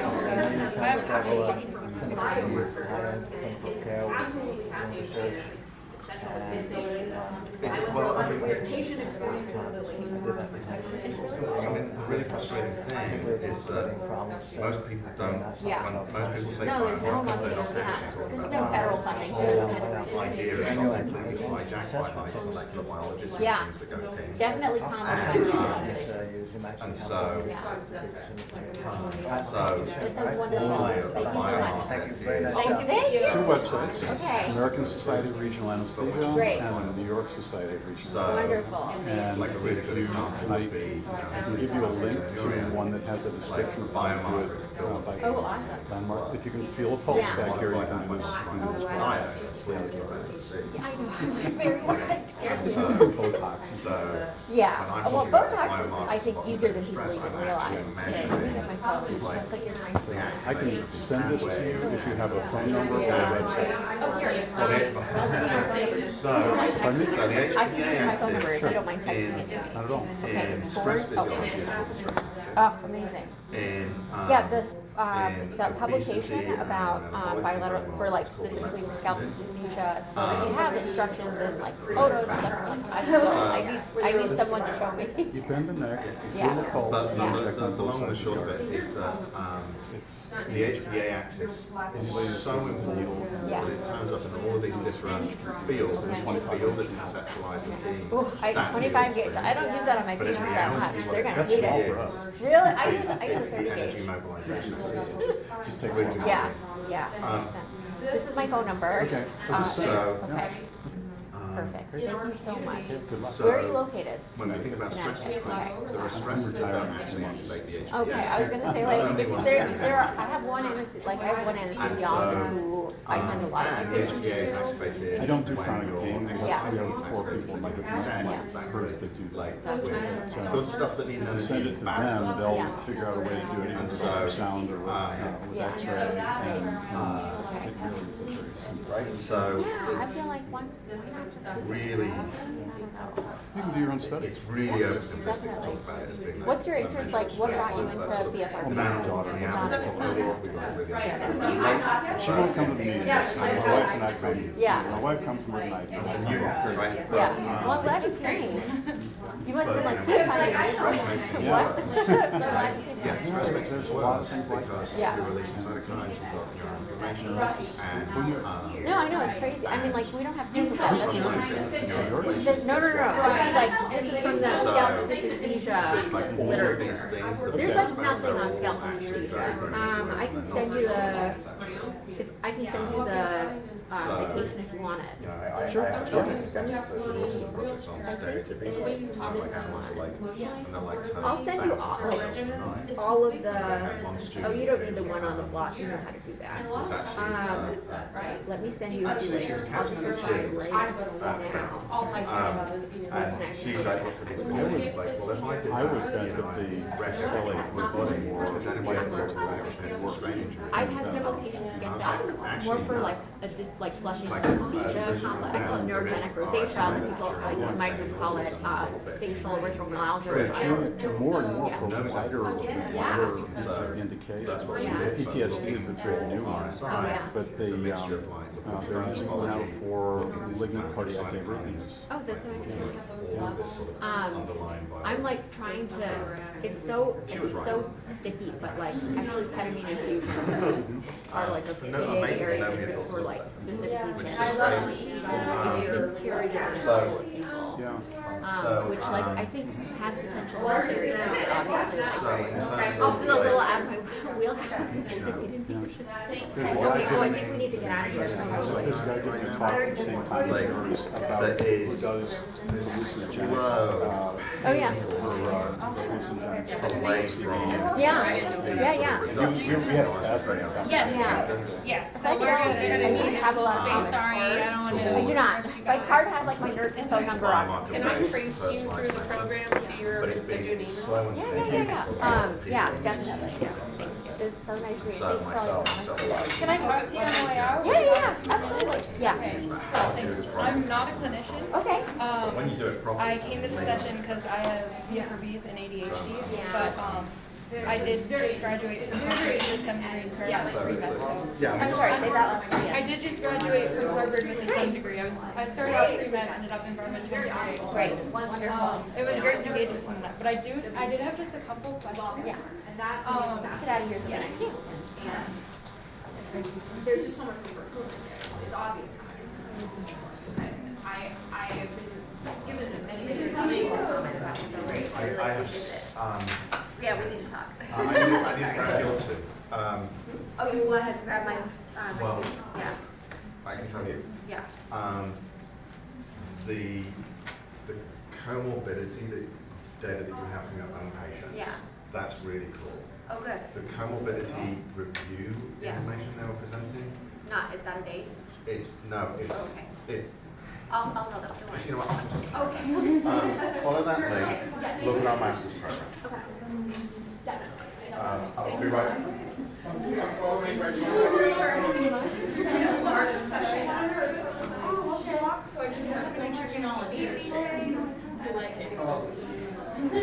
Comes from being old. I can just circle the chairs. Yeah. All right. Yeah. We're staying for, what's your session? Oh, Issues. barriers. Barriers to treatment. Barriers to recovery. Barriers to recovery. Do a big circle. Oh, big circle. I don't know if they're gonna go into the middle tables or not.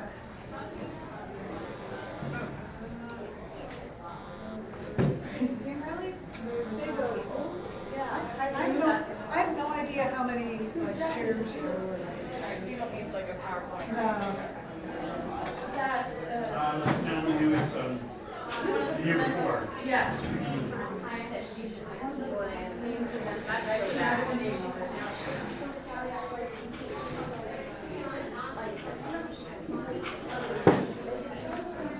Rearranging furniture. Yeah, we're trying to just make it a big circle. Oh, okay. Big oval. So this clear. Yeah. Moving on this heavy table is gonna be practice for. Yes. Airport. I know I forgot to.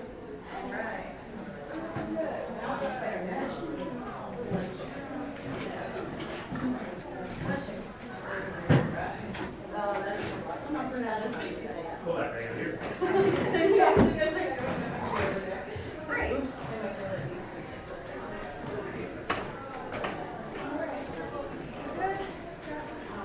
Yeah, you wanna go up? I have to go look at everyone and make Oh, sure all they're right, okay. great. Yeah, that's probably enough. Give it a couple minutes, we only have to one, so. You know, read it.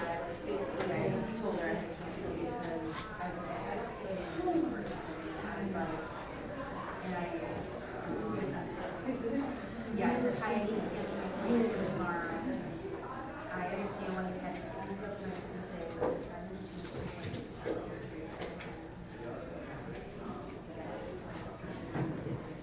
This is, I have a feeling before we come in, but,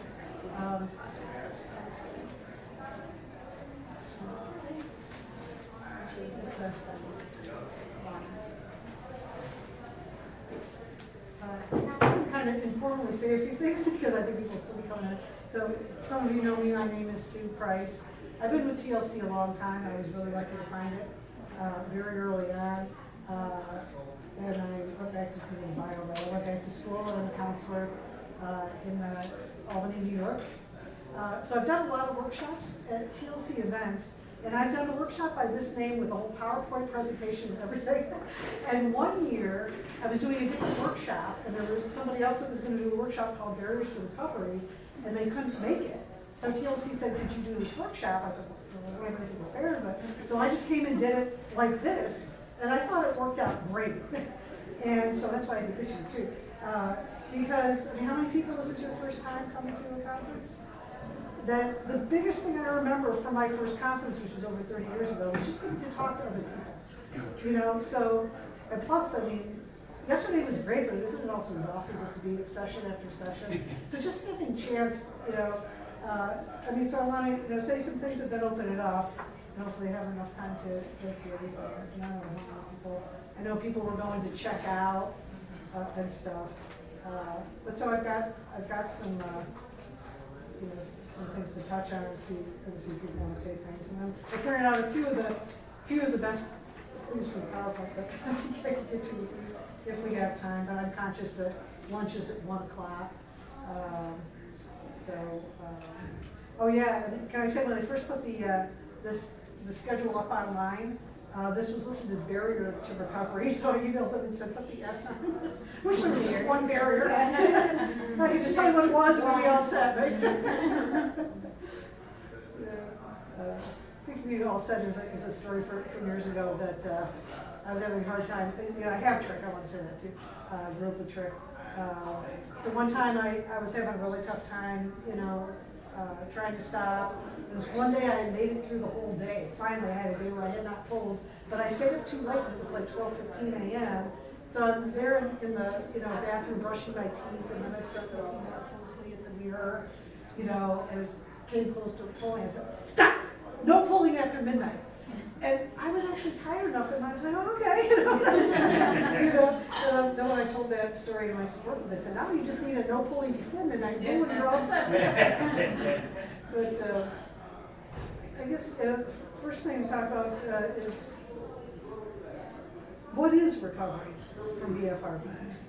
And if you had asked me this back when I was in the throes of this and the shame, I would have just said, the only thing is to completely stop forever and never do it again. That's the only thing that's acceptable.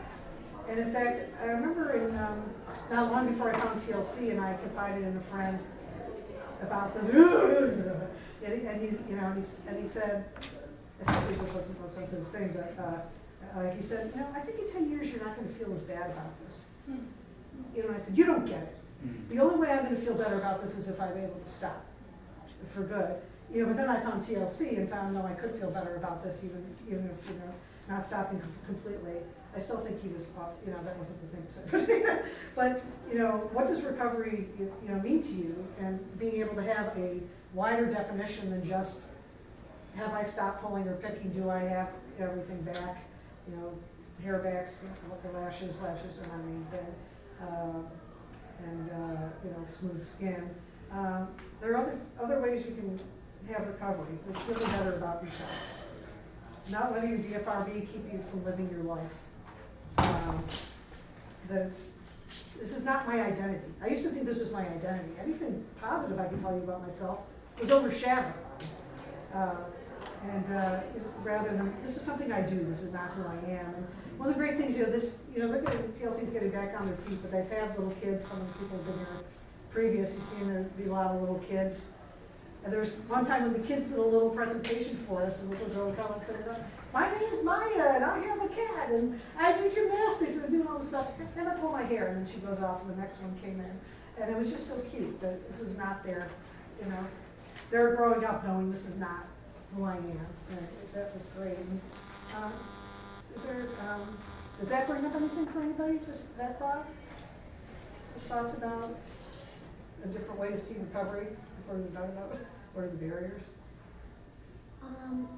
I know earlier we were talking about basically that I decided to shave my head in 2020, and it's something I did helped me have it. I did have my still yes, but nothing is in that it's this is something that's defining me or anything like that. It's very much just it's something that I deal with, and it's I might be the wrong Okay. But yeah, I just feel I've never felt that's who I am, and this is what I am. It's just something that's kind of part of me, and I think just over time, I don't wear it as this badge of shame. It's just something. Mind you, I've had this since I was 4.5 or 5. I'm not really sure. But that's what it was. It was like, I just need to stop. Like, I want to just be quote normal. It's normal. But, so yeah, I guess, By the way, one thing I wanted to say real quick, you know, as I told people early, that I like the idea of having it as a circle so people had a chance to share, because I think that's one of the most important things we get to do. But I'm never the type, you know, I want to make sure anybody who wants to share gets a chance to share, but I'm not required at all.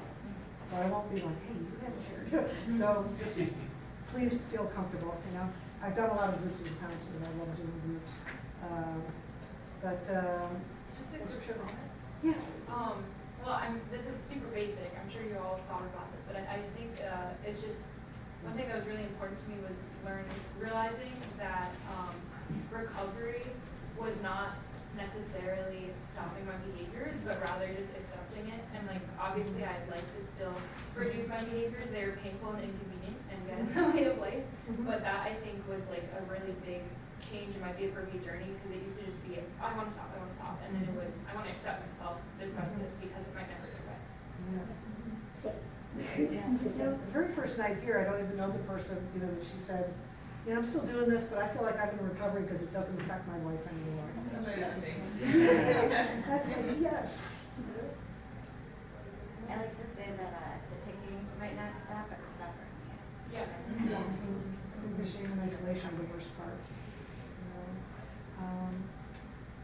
So I had a list of things that can keep us from getting started on recovery, maybe not ready at this point, and there's no shame in that.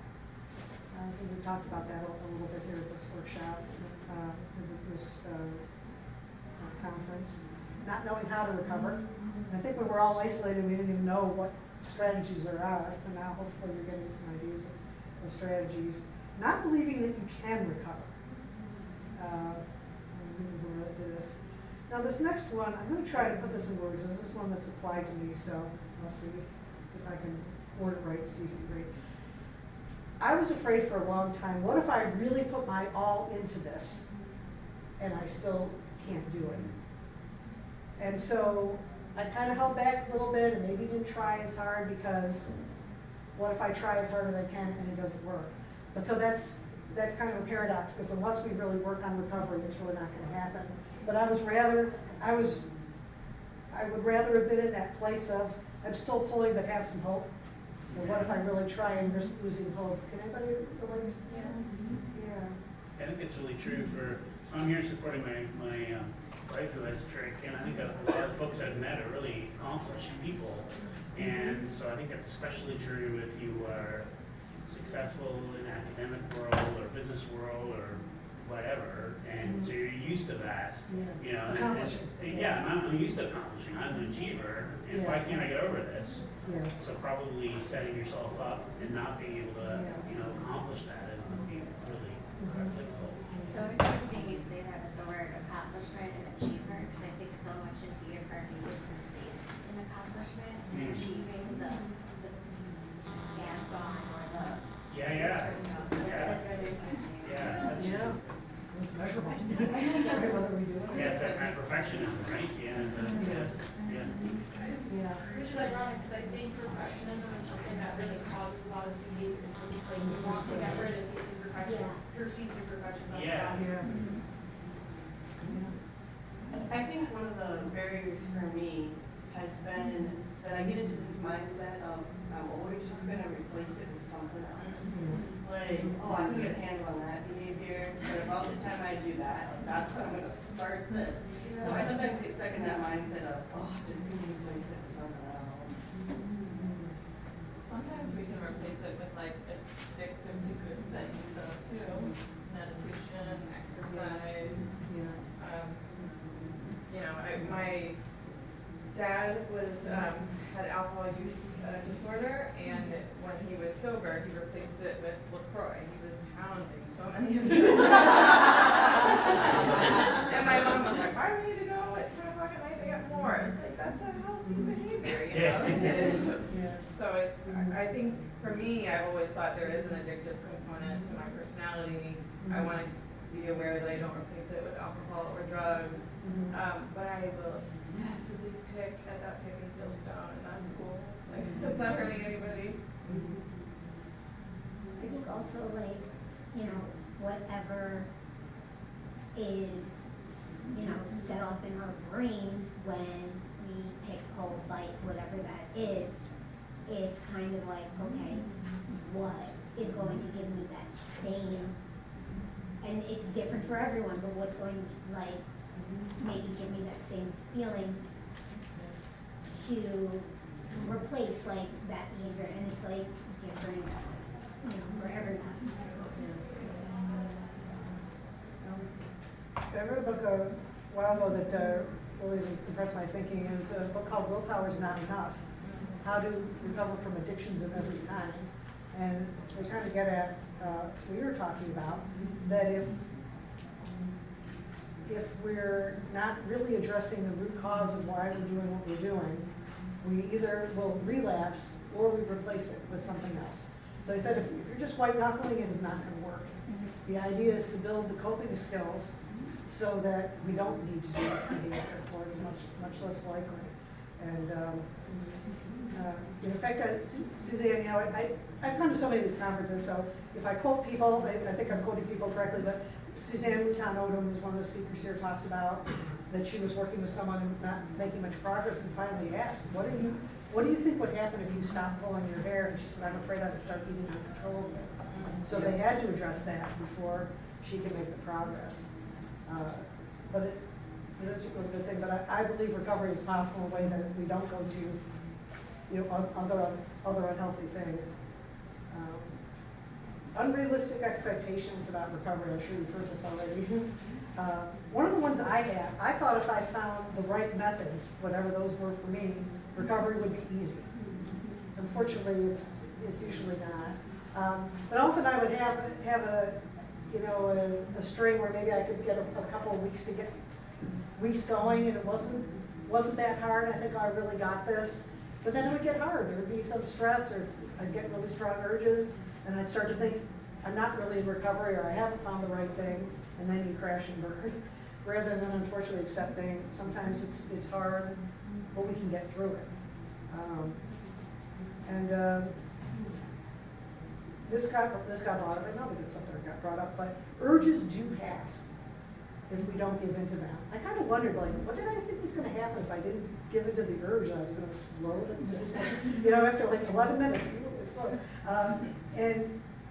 There's a great term called learning to surf the urge, and just being able to be. I had a great therapist that said, "Grant me the strength to be uncomfortable," and it can be uncomfortable, but we can build the skills, you know, to get through it and not pull.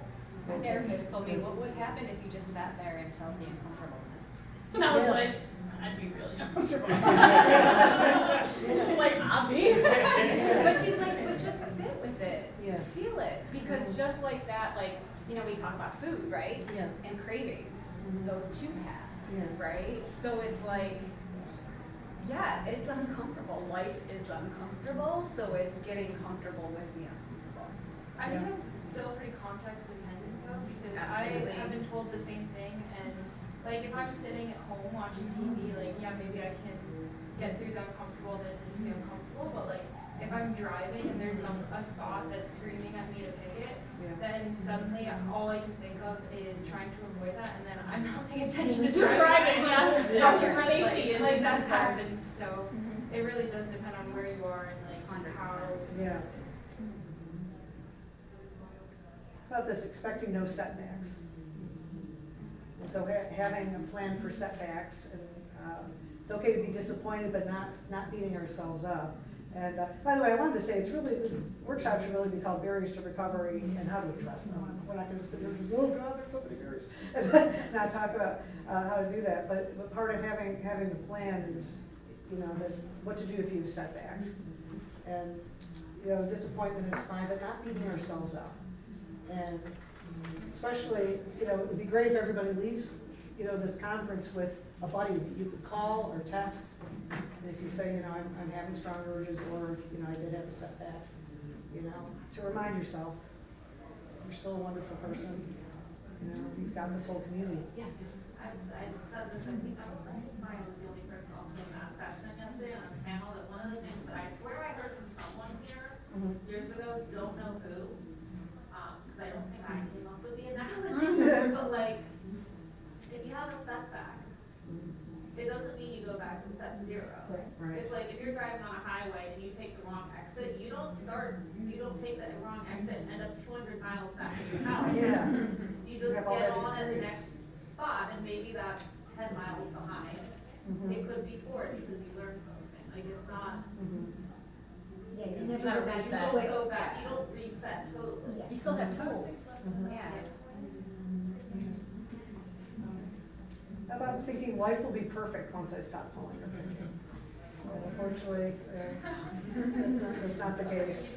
I said, recovery doesn't mean that life's perfect. It means we get to live in the same imperfect world and have all the same problems that everybody else has. How about it's not fair? I mean, I certainly know that. I mean, the amount of effort I have to put into having eyelashes, which most people don't even give a thought about, that's not fair. Or to have to wear wigs, or having been bullied, or all the things that each of us have gone through. That part, and Yeah. I add, but I feel like the amount of willingness and what we have to do to manage and be in recovery sometimes feels unfair. Yeah. Because Yeah. it's like, it's a lot. Yeah. And I think really the antidote to that, and you use the word acceptance. And it's not something that happens like that, to have acceptance and to say, unfortunately, this is the thing that we have. There's a lot of other conditions I would much rather not have, than this, It's hard. Recovery is hard. One thing, this is a personal experience, but I really wish I had known about this before, I went into this. At least we feel our feelings more intensely when not pulling or picking. At least I did. And in fact, when I first, got into treatment, and this was, a long time ago, I felt like I was on this emotional roller coaster. And then I started pulling more, I went back to the guy, I thought he was a quack, went to give him a piece of my mind. I told him, I said, this is great. I said, what are you talking about? I said, you're learning to feel your feelings. And I first thought he was, just out of his mind, and I realized, yeah, it's really disconcerting, I found. But you can get used to it and just learn, yeah, this is what it means to be alive. This is how I feel right now. Right now I'm feeling sad, or I'm feeling lonely, or I'm feeling rejected. It doesn't feel comfortable, but I can sit with that feeling and not pull. I don't know. I guess I'll speak for myself, but I kind of feel like this maybe as a community.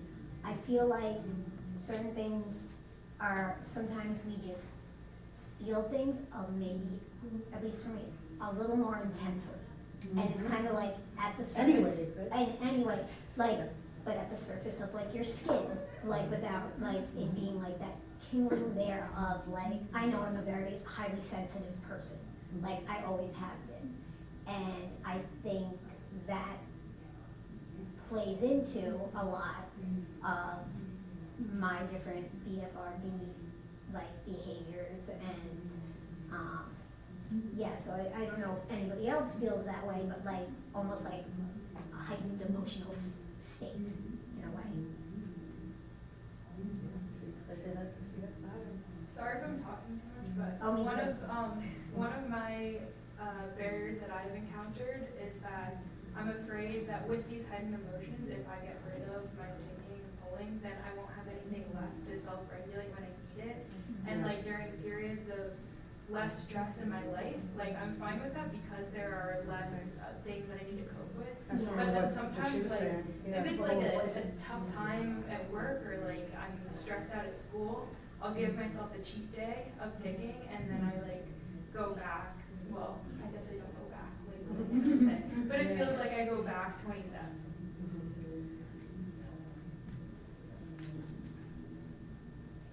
Can I say on the sensitivity thing, my parents, I imagine a long time ago, my parents used to say all the time when I was growing up, and they'd say it to other people in front of me, you just have to look sideways at her and she bursts into tears.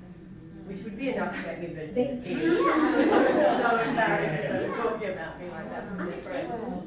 And you're so sensitive, you're too sensitive, you're too sensitive. And it was always a bad thing. And now I feel like all my adult life I've been, I didn't know about this being a disorder, so I've never discussed this in therapy because I just didn't know you could. But I'm doing therapy for other things, eating disorder and being adopted, various things. And the counselors are always telling me that I have to feel my feelings and that I'm not feeling my feelings. But I feel things sometimes. I still, at this stage, have no idea what the difference is.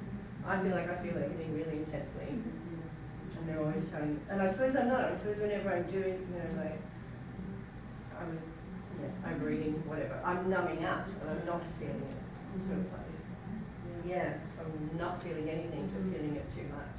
Yeah. How to get in that middle, I have no idea. Actually, yeah, like now that you just said that, that's something I think I, just in general, like with personality, it's like either nothing or all. Yeah. Like, do you guys kind of, is that part of a community thing? Like, I don't know, like, because again, this is something I've always set in with myself, but that is, you just mentioned that, like, for me, almost in anything I do, it's either just dabble in it or I'm like, let's go, you know, like, I'm gonna be connoisseur. I feel like it's a neurodivergent. Oh, totally, yeah, that too. So like, I don't know if that's like part of, that's what my question, like with the community, is that like kind of part of that, like the neurodivergence with the BFRBs, and if anyone else experiences that, I definitely do. Yeah. Here's a big one with any kind of behavioral change. We're making a sacrifice in the short term. First of all, change is stressful, even if it's change that we want. So we're putting ourselves in stress in the short term in order to reach a long-term goal, right? It takes months, weeks or months, to see any kind of physical change. In the meantime, we're doing this day by day. It's stressful, and what do we have to replace it with if we're not doing that? That's why it can be really easy to drop off, right? It's like a whole thing. What I found helps me is you got to find the reward in the here and now. Usually people say, what do you mean by that? You want to know what I mean by that? Another thing I want to work on is eating healthier and getting in better shape. And losing weight, and of course it takes time to see that too. And when I'm most successful is when I'm seeing, day to day, like I'm not going to look thinner for weeks or months. Hey, but today I really feel better because, I really actually feel the difference in the here and now if I'm eating healthier and doing the exercise. And that's what can kind of propel me. And so the here and now reward for not pulling, even if it's difficult at the same time, I'm better able to feel my feelings, to identify my needs, and advocate for myself to get them met. I'm just more effective interpersonally because of that. That's just some of it. And any other folks been able to find rewards in here now? I know some of you are new to this whole thing. Anybody think of any of these? My reward is more like accepting. I feel like, because we were talking about all the other things, right? Like the shame, or there's more things going on in your life, or you're driving and you get accept it. And sometimes having that acceptance for me, also for me personally, helps with the pressure of maybe if I am triggered, to just be like, yep, I might pull and I might pick, or it's gonna happen, and the urge is still there, but it goes from here to here. Like it just so that acceptance for me, that this is it. That's kind of what helps, and that helps the reward. Like that's the reward for me. Like kind of, I'm like tricking my brain to be like, this is your reward, instead of like that feeling you get after the pull. For me, that's just kind of how I've been trying to go about it. Again, I'm just like playing these games with my brain to replace the other rewards. One thing I've noticed in the here and now in the betterment is that I have a lot more time. I spend a shocking amount of time on my BFRBs. Like, whether it's actually doing them or just hiding them from other people. And I found like when things are going well with my BFRBs, I have an inordinate amount of extra time in which I could actually do things I would rather spend my time doing. Where sometimes that is my logical thought. when I'm trying to be real logical about things, that I will just think like, if I stop right now, I can watch a whole 40-minute show on Netflix, right? Yeah. Like, Do some fun. I think the ACT principle, like, our BFRB takes away from our values, like trying to identify our values. Yeah, I think about the same thing, I'm like, I could have watched XYZ. man, I wait till that time of day. We're just being like present in the moment. I was just on a trip out west with my friends, and we went on this hike that took us to this beautiful mountain lake, and we sat there for an hour. My friends were just like enjoying the view, and I was picking out my leg hairs, and I created a ball spot, and I realized afterwards, like, 'cause that doesn't really harm me aesthetically, but I realized I don't even know what that lake looked like. I wasn't looking at it the entire time. So I wish I'd been present in the moment. There's something I'd like to get back. Yeah, that's something, I try to, actually, I'm a clinician, but I better understand the experience. Where are you at?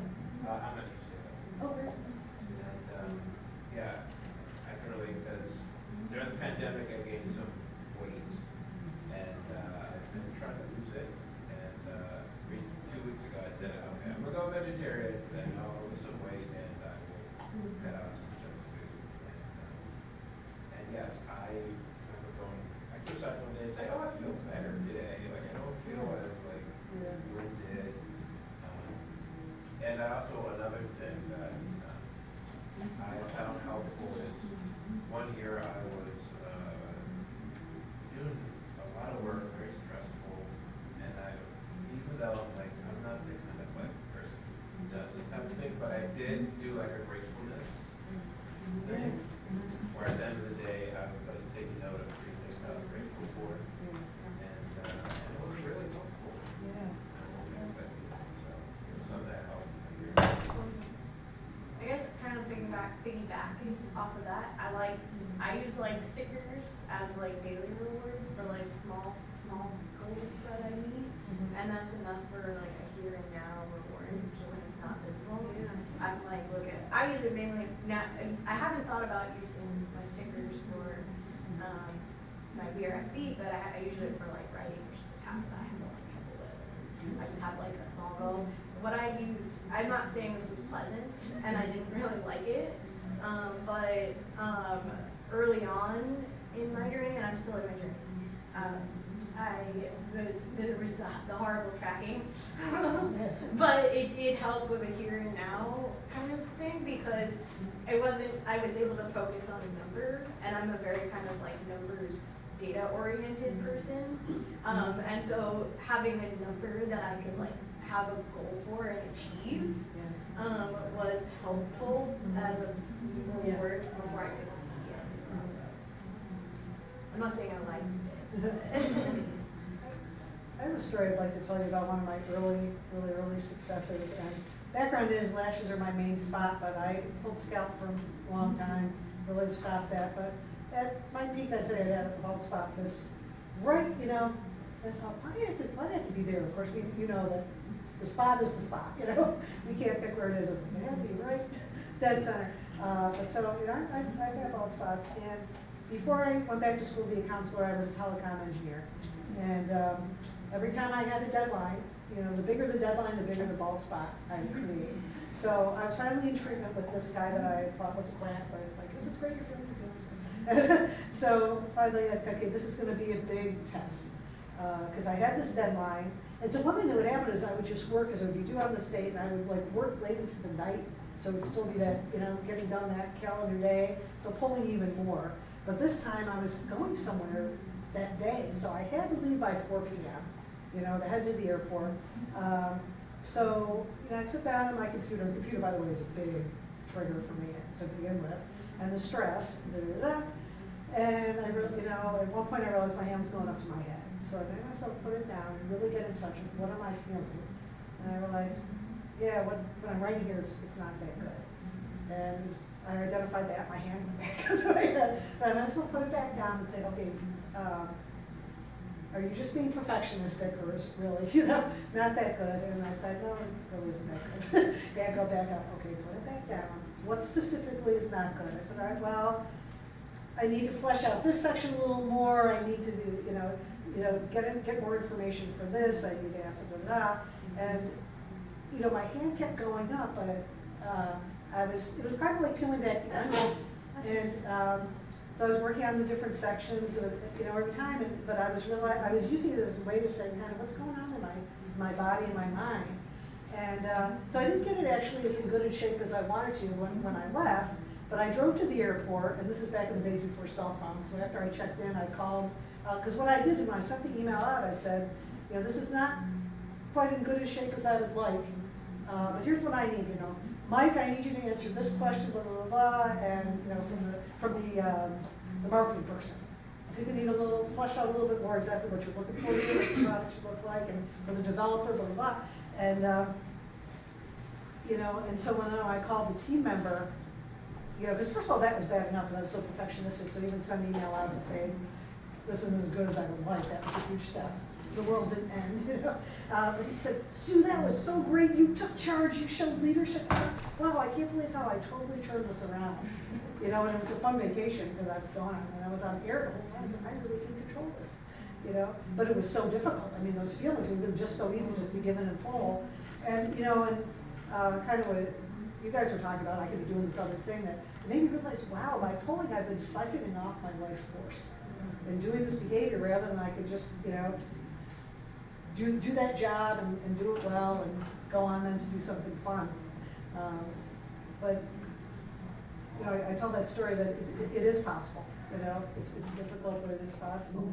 And now, I'd come to see, I used to feel like I had like a devil living inside me. That's a really damaging thing to feel, that our body houses an evil spirit. Now I think of it as a trying to be a friend, an annoying friend.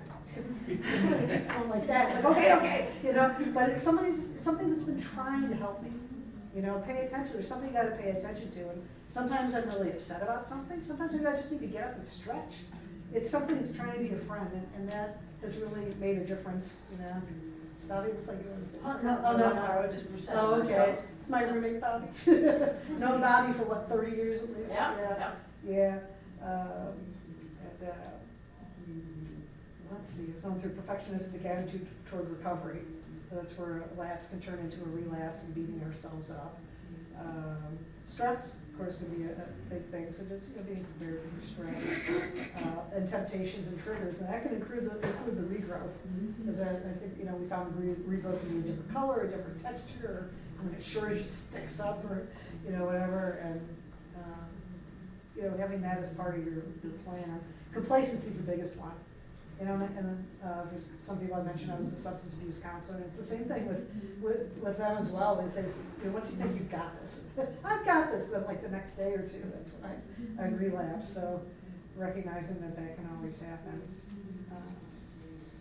Anything else I want to say? I actually have some addressing the barriers to recovery. Anybody else have it? Want to say? I like the friend, yeah. Oh, that thinking of it as a friend? Yeah. It reminds me of, I've talked about it as like a signal, so it's kind of like befriending your BFRB, or like the signal, like, hey, you might be sleepy right now, but I'm like, scanning, or it's telling me I might need to decompress and find out if there's a way to do so, or something, so looking at it as a friend, as opposed to a foe, might be easier to work with it than against it. Yeah. Because then you're fighting it. Yeah. I'd rather have a friend anyhow. So Acceptance, right? Yeah. Sue, can I just ask you to elaborate on, you said perfectionism can turn a lapse into a relapse, and I think something I've struggled with is kind of finding for myself what the border is between lapse and relapse, because often it feels like one and the same. So how do you do that? Sometimes people just pull one and that's it, It may as well just keep going. And, other people see the distinction between lapse and relapse, rather than just saying, oh, I just did that one, let me get right back on track. I don't think I'm answering the question. No, I think that's fine. I mean, I guess as a figure, maybe a bit more constant. I don't know. So sometimes it's like, do I consider a bad day a relapse or just a lapse? Because I don't know if I've ever really been able to all the things. Is it a bad 4 hours?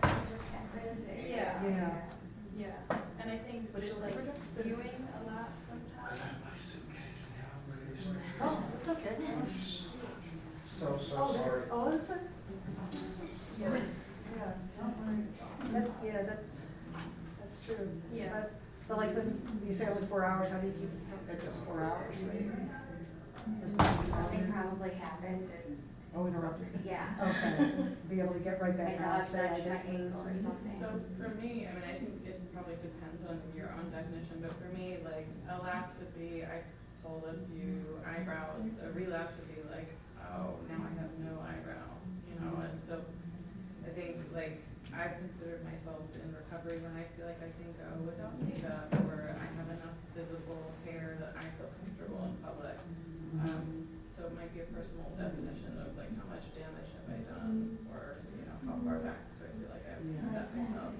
Yeah, because I feel like, for me, I feel like a lapse is like, I notice myself starting to, and I'm like, oh, I need to, take care of myself, and try to figure out what health works for me. I feel like relapse is my spiral, and like, kind of like you were saying, you're just like, oh, I already did it, so why not, and then you just. Especially with perfectionism where it's like it's all or nothing. You know? Yeah. Now that I've done it Yeah. once, you know, or And we if- started it all. If we're on relapse, I'd even say I don't like the word relapse in general. Yeah. I mean, if this is a chronic condition, Yeah. it's just a flare up, you know, like it's a flare up. Yeah. And right back.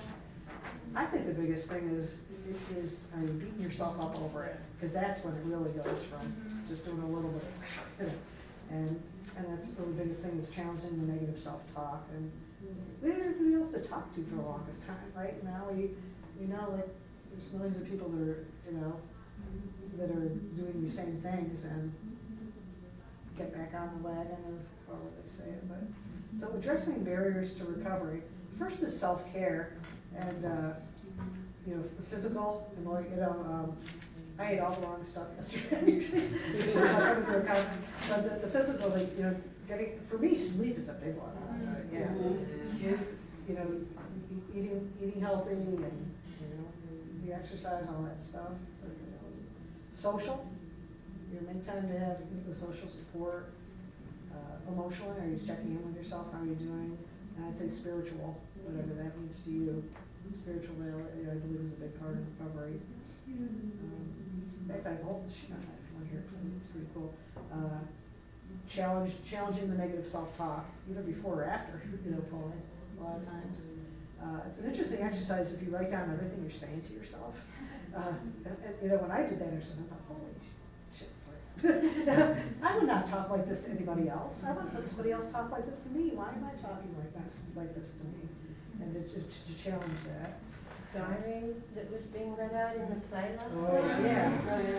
I mean, wasn't everyone's heart just break? Yeah. For that person, and we've all done that to ourselves. Yeah. How many people saw the thing last night? Yeah.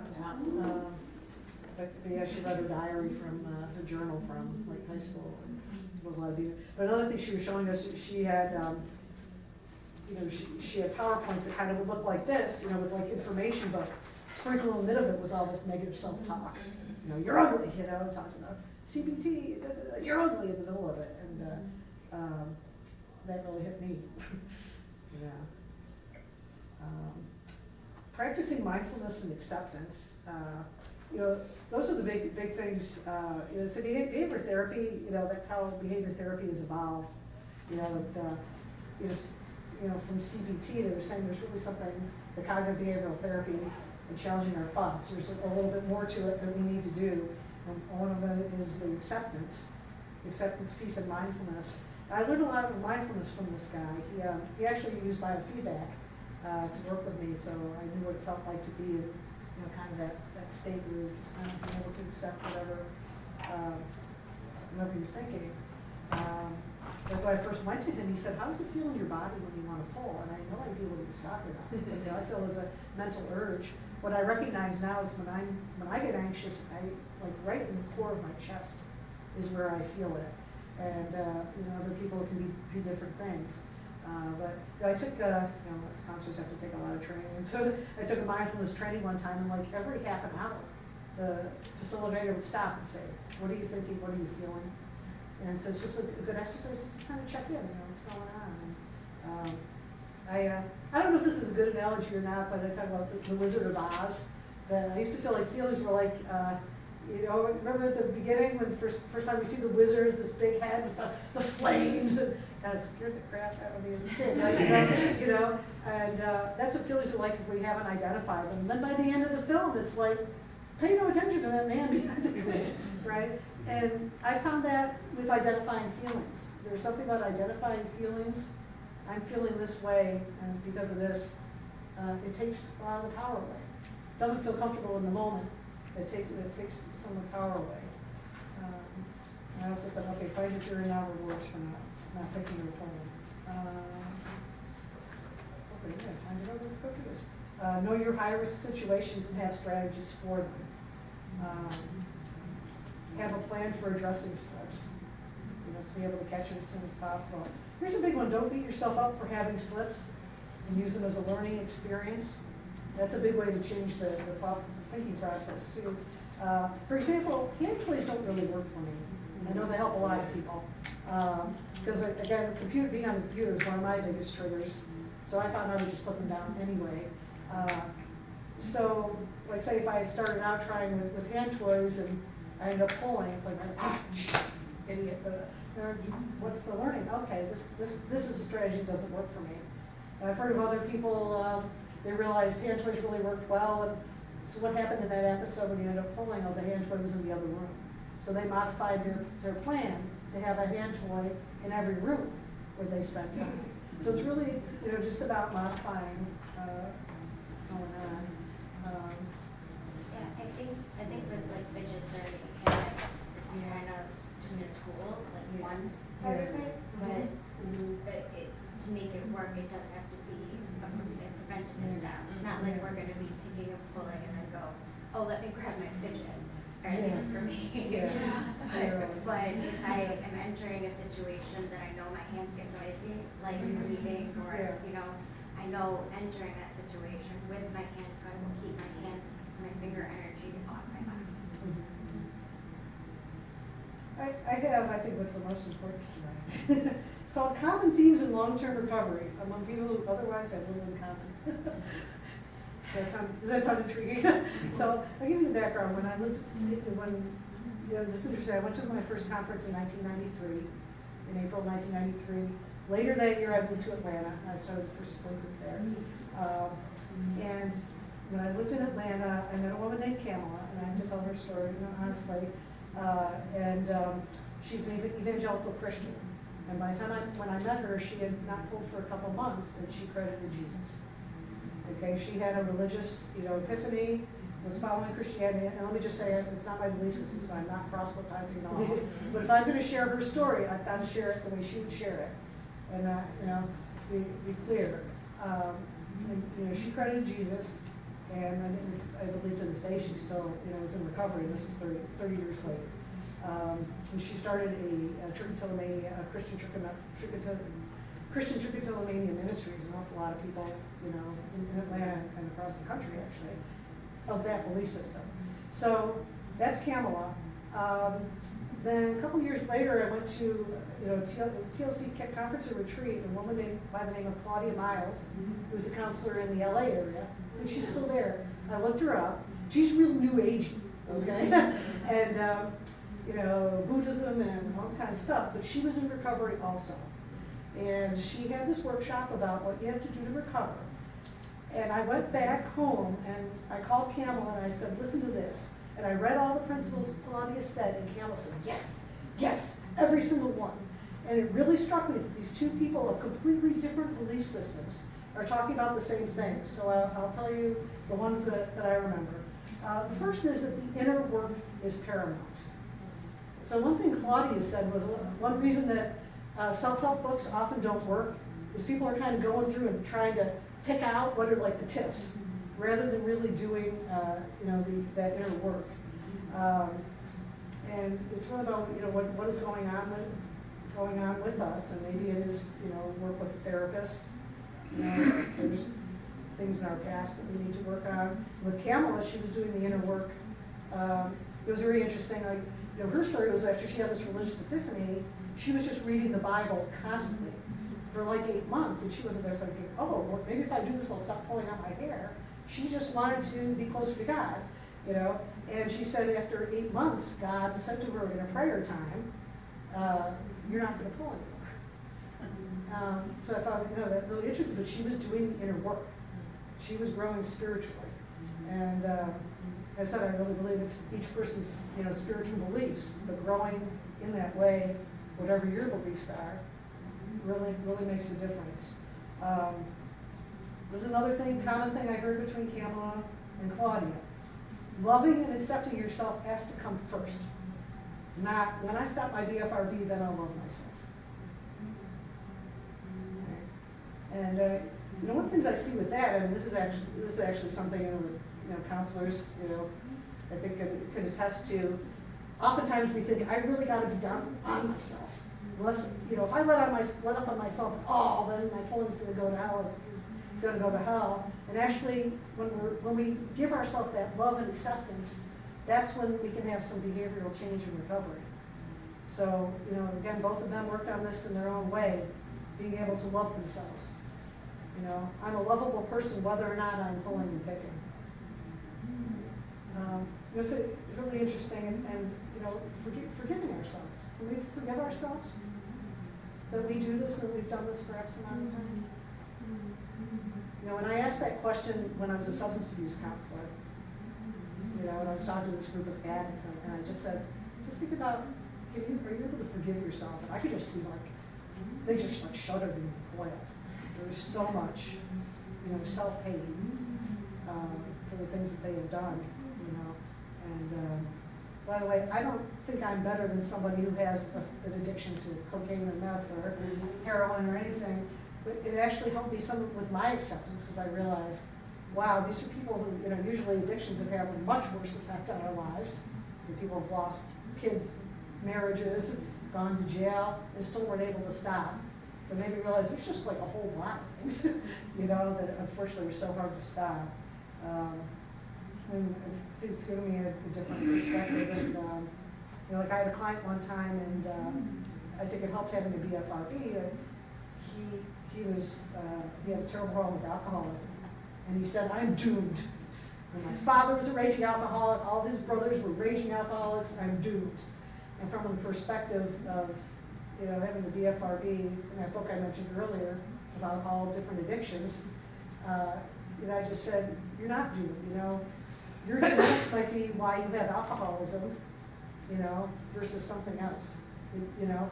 So I silently said to myself, and it's the reason I have a BFRB, maybe, you know, it's why you have what you have versus something else. It doesn't mean you can't recover. Let's see. Address shame, work on self-compassion and self-forgiveness. And I really think that's one of the most important things, is when we have shame around us, we just keep beating ourselves up and it gets worse. And I think that's the most important thing about coming to this conference, and I, you know, applaud everybody for coming, you know. Introduce the concept of choice into your recovery. They talked about this in different ways. I mean, Kamala said that God showed her during her prayer period, because when there's so much shame, one thing a lot of us say is, I don't have any choice. Because the shame of saying, you know, I choose to do this is so great. What Kamala showed was, you know, God showed her, well, you do have some choice, because you don't do it when you're around other people. And so for me, there's a big gap between saying, well, I don't do it around other people, you know, so I can stop when I'm around other people versus I can stop 24/7, but hey, it worked for her. Claudia had some tips. I wish I could find this file. She had all these great exercises. But one was, if you find yourself about to pull or pick, stop and ask yourself, do I really want to do this? And if the answer is yes, go ahead and do it without beating yourself up. And she said, well, first of all, just not beating yourself up is a great thing to do. But she said also, this is introducing that concept of choice. Because only when we can accept there are times I choose to do this, can we realize I can choose not to do it. Or I can get to that point where I can choose not to do this. Another one she talked about is, if you want to pull or pick, like set an alarm or a timer for like 1 minute. And then if at the end of that 1 minute you want to pull, go ahead. But you're introducing a period, you know, then the next time make it 2 minutes, and you know? Sometimes at the end of that period, you don't want to do it anymore, but still you're introducing, it's kind of like learning, starting to lift weights, you know, that can get up to a long weight. She had a lot of good stuff. And so again, this is something that they both, was a big part of both of their recoveries, is the content of choice. And last is, and for this, you know, I think several times at this conference, that the urge or behavior is fulfilling some need. And figure out what purpose, you know, that it's serving, and find other ways to meet those needs.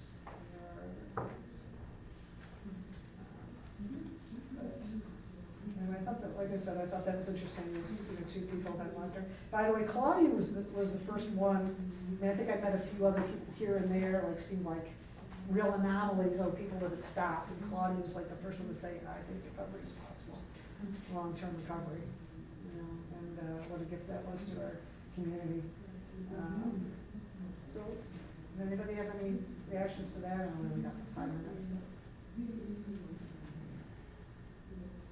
One thing that stood out to me was in terms of the choice, because I think hearing someone this morning, another choice that someone made was whether they wanted, how they wanted to present themselves.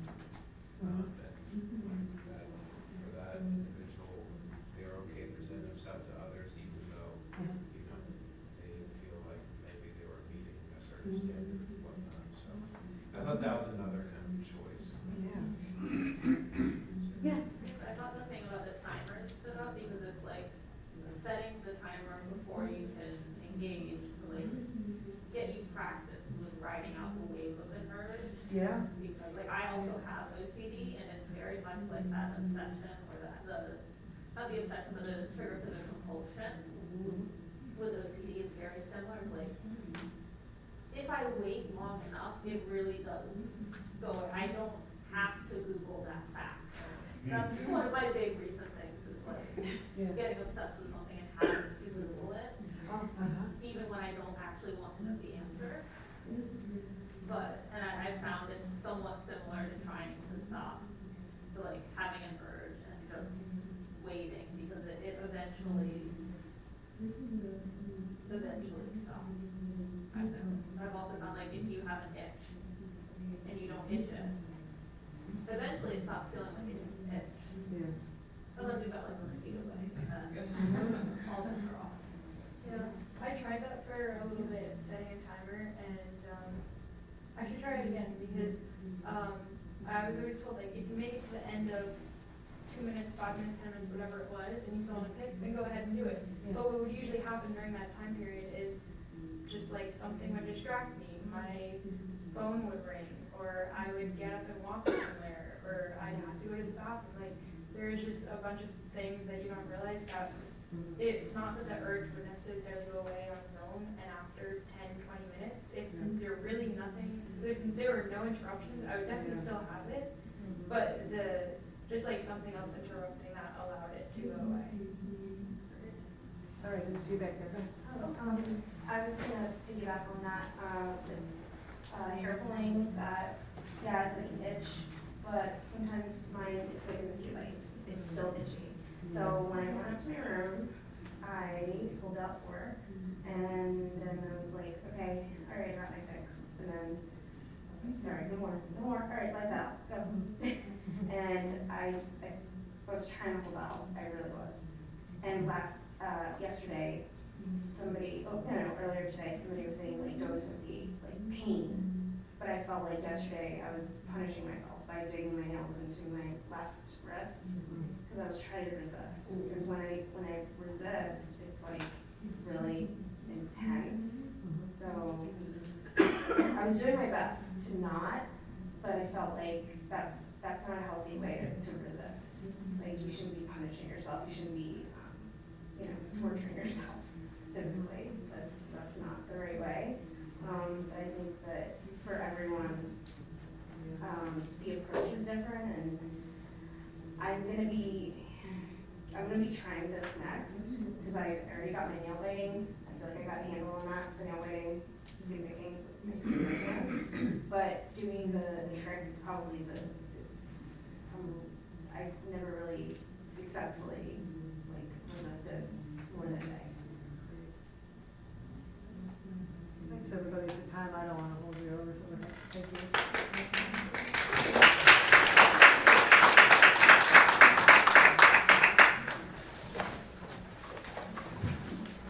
to the conference and say. Oh, actually, while you're walking out, can I show you, this is an antique. This is a book called Habit Control in a Day. You've got that. It's out of print. I'm not trying to. So this was published in 1977. Yeah, I think, get this, okay. Results showed habit reduction of 90% one day after treatment, 95% by the One day. 79% by the end of the first month, yeah, did work. But it was so useful for people who found, this is Azrin and Nunn, who were big habit reversal training I've people tried to in the find them day. for a long time in Yeah. bookstores. But so habit reversal training, first of all, as they said in earlier sessions, has really come a long way. But also the comprehensive behavioral model has a lot more besides habit reversal. Because even at the time, I could tell this is not enough, but can I say this book was way before its time because they estimated 8 million hair pullers at the time. They also said, in our view, these behaviors can emerge in any well-adjusted individual. That meant so much to me as a teenager in isolation with this. So I just wanted to show you, but it's out of print because there's so much better stuff. Didn't mean to hold you, but I brought it, so I'm going to show it. You know, Steve, I've got my files, Oh, you have computer it? files from years and years and years. And years. Oh, you must have So, it. so you, so this is a common presentation that you've done before. Yeah. Oh, okay. And I think I have the notes from it. Yeah. I wouldn't, so, I'm